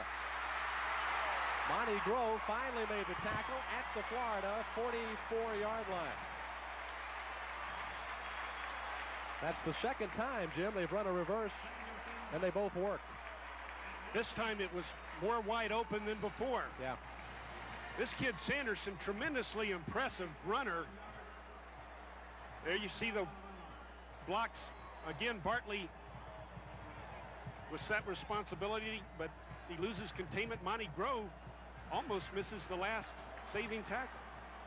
Great block upfield by redshirt freshman tackle Mark Hammond, or Matt Hammond rather, who's 25 yards up the field throwing a block. Jones high-stepping his way across the 35 to about the 33-yard line, a gain of about 8.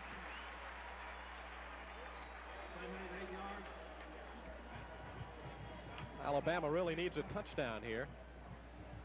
Well, they'd love to have a touchdown, but with their place-kicking abilities, they'll take the 3 with 9:30 to go right here, but they got to make a first down first, and it's 2nd and a healthy 2.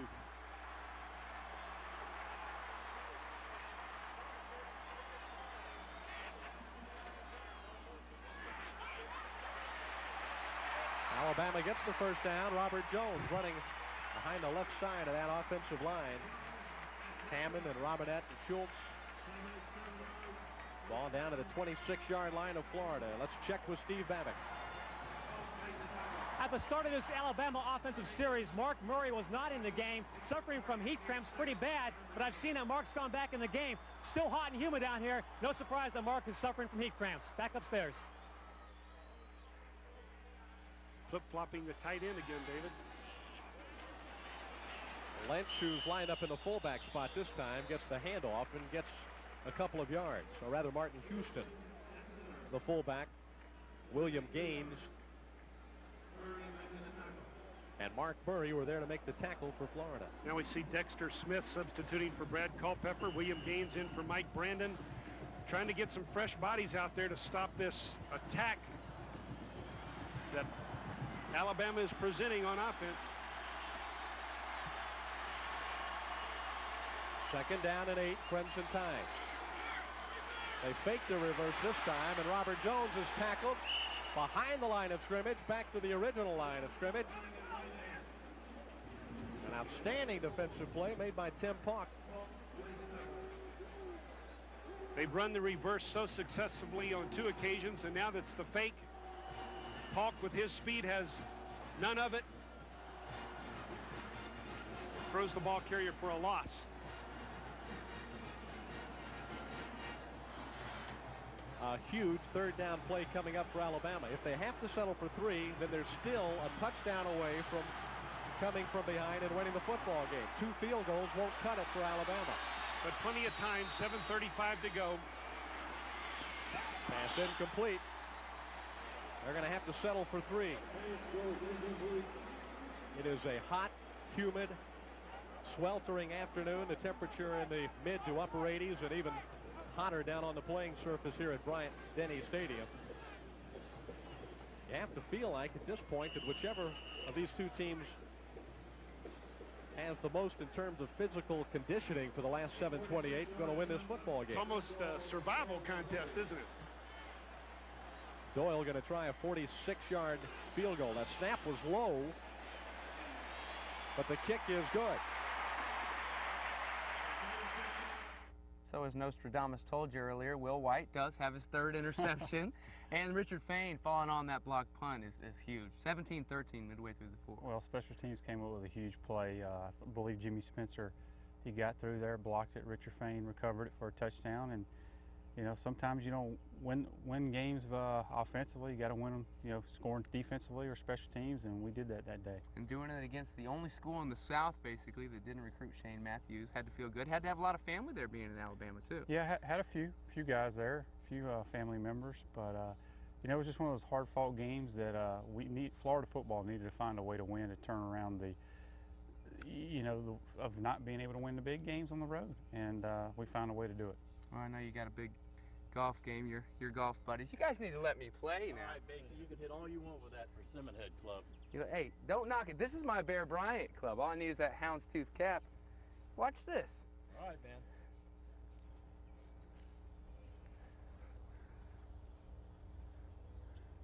Nice glove. You like that glove.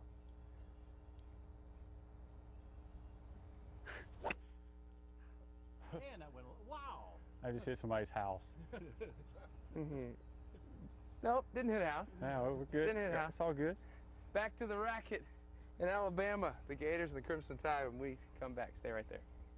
If you've tried to lose weight and failed on a diet or exercise program, there's news from the Obesity Research Institute. Now you can lose pounds of body fat and weight without changing your life.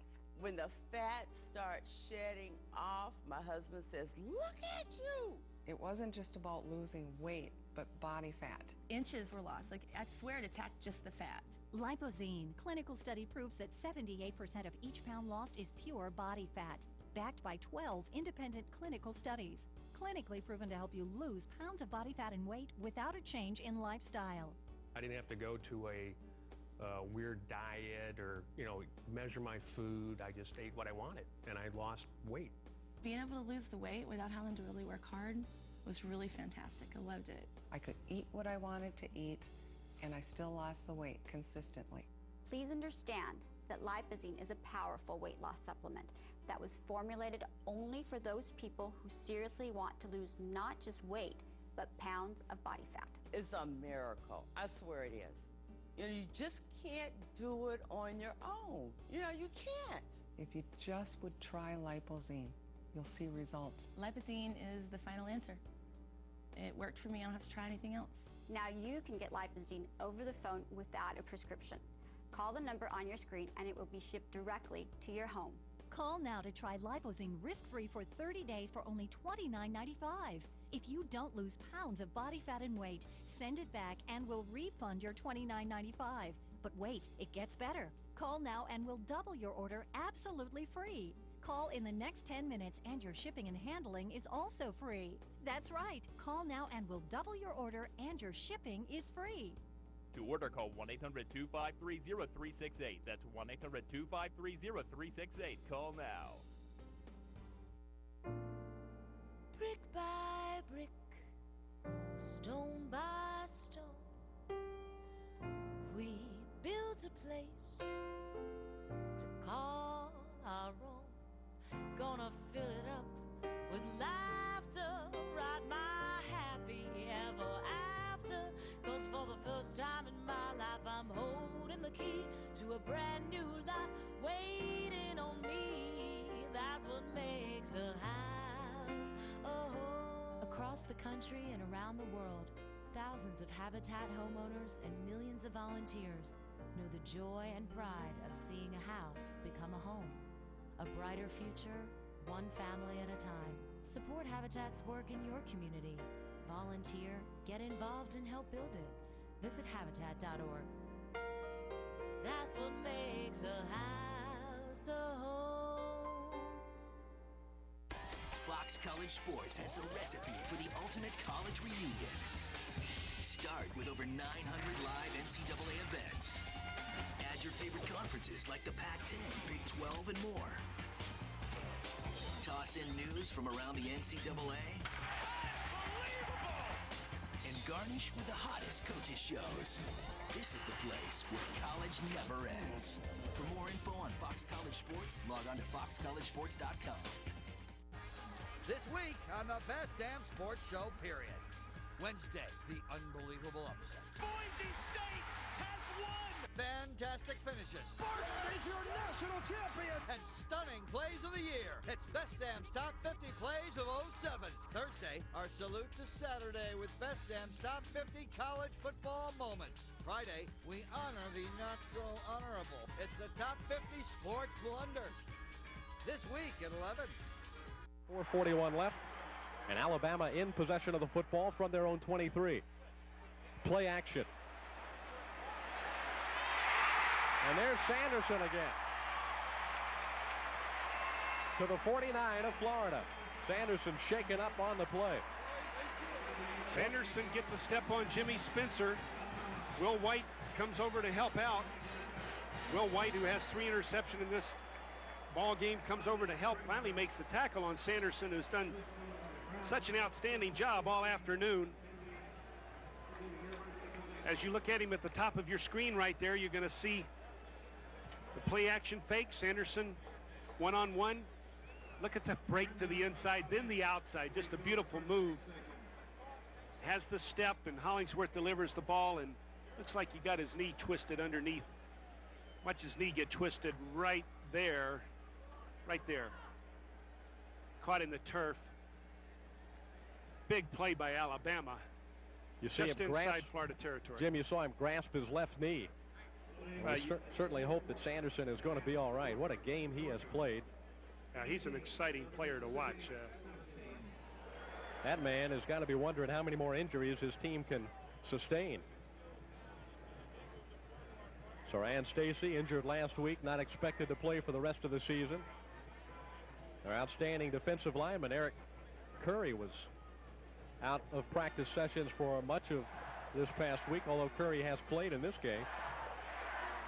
I think the coach realizes that this is a very serious injury. Oh, that's just extremely unfortunate. This kid has just been super all afternoon, and now it looks like he might not only be out today, but he might be out for quite a time.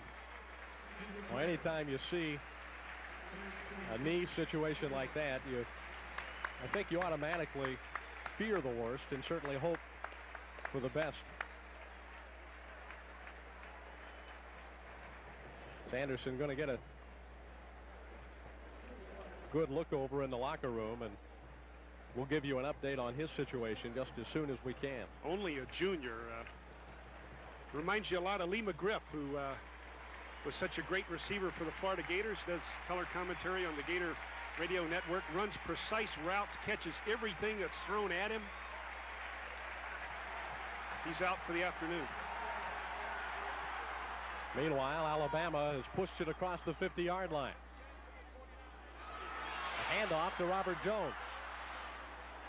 Jones is sidewiped by Huey Richardson after Will White began to make the tackle. Huey Richardson fighting his way upfield, then turns back, hustles back to make the tackle. Brad Culpepper forced ball carrier outside. 4 minutes left. Alabama needs more than a field goal.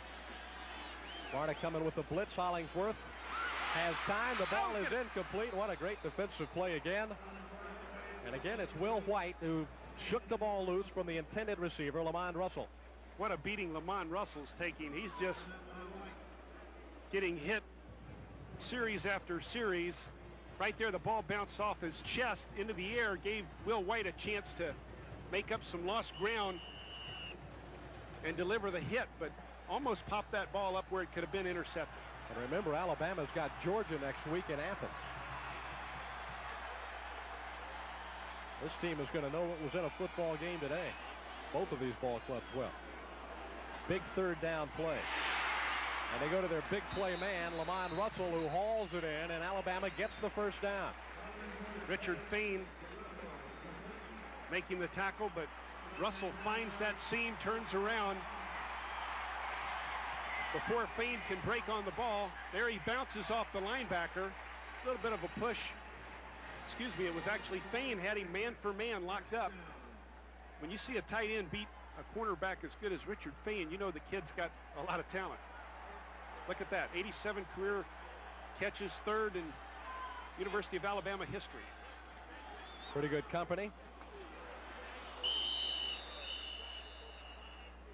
Kevin Turner gets a couple of yards to about the 35-yard line. Never got his feet up under him. He stumbled right there and just couldn't make his break after receiving the football, so that hurt him. Who do you think leads? Who do you think's 1 and 2 in Alabama history in pass receptions ahead of Lamont Russell? Ozzie Newsome. He's second. And David Bailey. Oh, I never saw David Bailey play. 69, 70, 71 for Alabama. 2nd and 9. 2:37 left in the fourth quarter. Hollingsworth dumps it. Very intelligent play by Brad Culpepper, who saw Huey Richardson get forced inside, saw the quarterback Hollingsworth skate to the outside, so Culpepper says, hey, I got to help out. He gets out there, gets in the face of Hollingsworth, who thought momentarily he had some open area, forced him to throw the ball away. Now, David, we're looking at 3rd and 9. 2:33 left. Alabama's looking at 2-down territory here to try and absolutely, that's a pick up the first down. They've got good 2 downs to pick up 9 yards.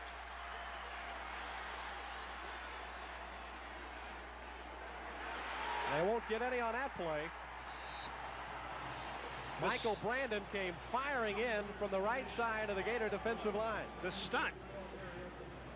Brandon working on the same side with Mark Murray at the top of your screen. Mark Murray. Brandon just simply beats the block to the inside. The tackle had no shot at him at all. Matt Hammond, the young freshman, just got beat right at the snap. Boy, if the Gators ever needed a sack on a series, that was one. Is that the first time that Hollingsworth has been caught behind the line today? That might be the first quarterback sack of the game. I don't can't recall remember any another others. one. There's been pressure. There's been pressure, but that might be the first time the quarterback has gone down. And as you said, Jim Yarborough, what a critical time for the Gators to come up with that defensive play. And now Alabama has just used one of its 3 timeouts. So this timeout is not an official timeout or a television timeout. Alabama has used one of its 3 timeouts right here. So there are 2 minutes and 5 seconds left in the football game, and Alabama has 4th down and 15. If they do not pick up the first down, they've got to hope that they can hold Florida on 3 downs, use those timeouts on Florida's possession to keep the clock from going all the way down on them, and then still they would have to score a touchdown. So to say that this 4th down play coming up is important is the understatement of the afternoon. Let's see what defensive coordinator Jim Bates's idea is. Does he put pressure on? Does he send people? Does he attack, or does he sit back in an umbrella type of defense, send 3 or his 4 down linemen and try and defend against the deep pass? Let's see what his decision is. Wembley is wide left. Finkley is wide right. Keep an eye on the tight end, Russell. Rushing the 4 down lineman. Hollingsworth is throwing for Wembley, and Wembley can't make the catch. Monty Grow, the safety. I think he might have just touched it. Just broke on the ball. An excellent route. Prince Wembley had a step for a moment. Look in center field. Top right. You see Monty Grow break. Oh, right there. He's a big, tall kid, too, and he needed every inch and then to add leap up and knock that one away. Jim, to add insult to injury, Wembley is injured. Is he? Yeah. Oh, that's too bad. Florida's got the football with 1:57 left. Alabama has 2 timeouts left. They go to the running game, and Eric Rett, who gets nothing on first down. Alabama has 2 timeouts remaining. And let's see if they use one of them here. They are going to stop the clock with 1:45 left. There you see young Monty Grow. 6'3", 208 from Inverness. Bryant-Denny Stadium is beginning to empty with 1:45 left. A scene that you don't see too often here in this town. Alabama fans leaving early, and their team down by 4 points. And one of the things that you've got to look at right here is that Alabama, since 1903, has lost its first 2 games of the season 4 times. The last time was 1984. Before that, 1956, then 55, then 49. Well, this is an excellent Alabama team. They've just had the misfortune of turnovers, interceptions, and today the critical block punt. You know, that was a specialty team play. No reflection on their offense or defense. They just, on the specialty teams, gave up a big 7. You can't do that against a quality opponent like the Florida Gators. The Gators come out throwing. How about that? And Trey Everett has what appears to be a Florida first down. I think Coach Spurrier's trying to get as far away from his own end zone as possible. If he has to give the football back to Alabama, he wants to give it to them deep in their own territory. And like I said before, this guy doesn't know how to go in the closet with his offense. What a gutsy call. Alabama trying to get the football back, but time is running out. The Gators stopped the clock whenever it went out of bounds, so Bama did not have to use a timeout. Now back to the running game, and Eric Rett picks up 2. Let's go down on the field to Steve Babick.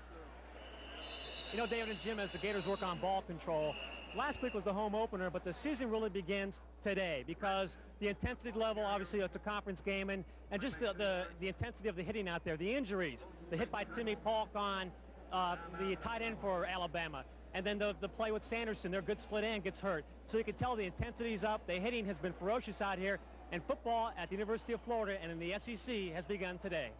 Back upstairs. And with 90 seconds left, it appears that the Gators have a pretty good chance of starting out the conference season on the undefeated side of the ledger. But still, you have to consider that a number of things could happen, although it would be unlikely for the Gators to let this one slide away. Thousands of Alabama fans have conceded victory for the Florida Gators, but stranger things have happened, and I'm sure Steve Spurrier and his staff are not declaring victory at this point. Great football game, whichever way it goes. I think you made the key point, Jim, and the difference between these two teams essentially was the special team play of Jimmy Spencer. Right now, that's the difference. Both teams have had chances. Both teams have made mistakes. Both teams have failed to capitalize from time to time. Both teams have capitalized on several occasions. Eric Rett comes near a Florida first down. Clock will continue to roll now. But when you get big ball games, David, sometimes the difference is one play. You know, one play can make a difference. Coaches preach that all the time. And that one play in this instance was the block punt, because really these teams have stood toe-to-toe on offense and defense. Florida comes up with the big plays when they have to have it. 54 seconds left. You can see the time in the lower portion of your screen with Florida on top 17-13. If they get a first down here, it's all a moot point. Eric Rett probably did not. 37 seconds.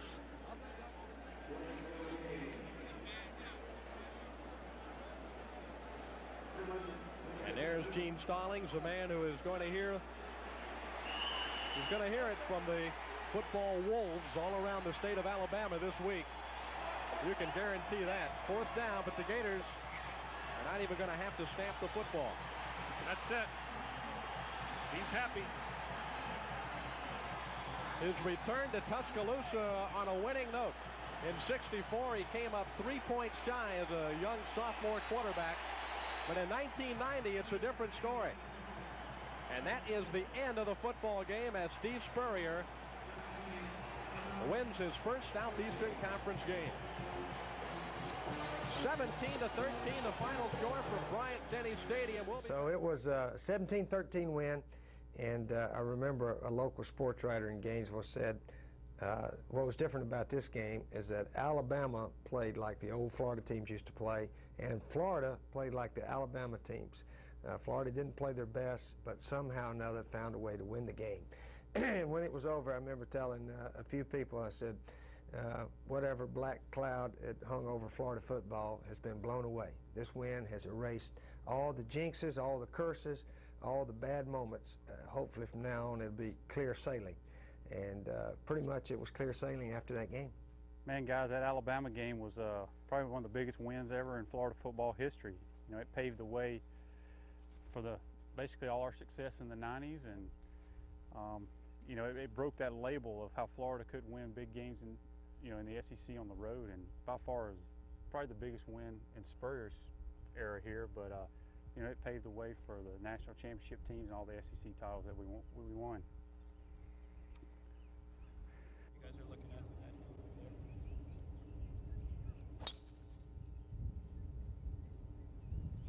Great shot.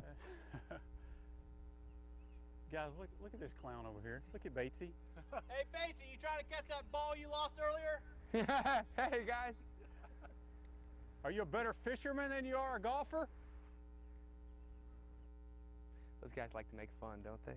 Shoot, Shane Matthews made it a lot of fun for Gator fans back on September 15th, 1990 with that big Alabama win, the biggest win in Florida Gator football history, according to the head ball coach, Steve Spurrier. And it was a lot of fun hanging out with Shane and his friends here today at the Gainesville Country Club. Hope you guys enjoyed it. Now, if you... Ooh, somebody's hungry out there. If you guys enjoyed hanging out with Shane today, make sure you check back later in the season, because we'll go back and take a look at the Georgia game later on that year when the Gators whipped up on the Georgia Bulldogs. So, until then, thanks for joining us on Gridiron Greats. There's a Gator out there. I'm James Bates. See you next time.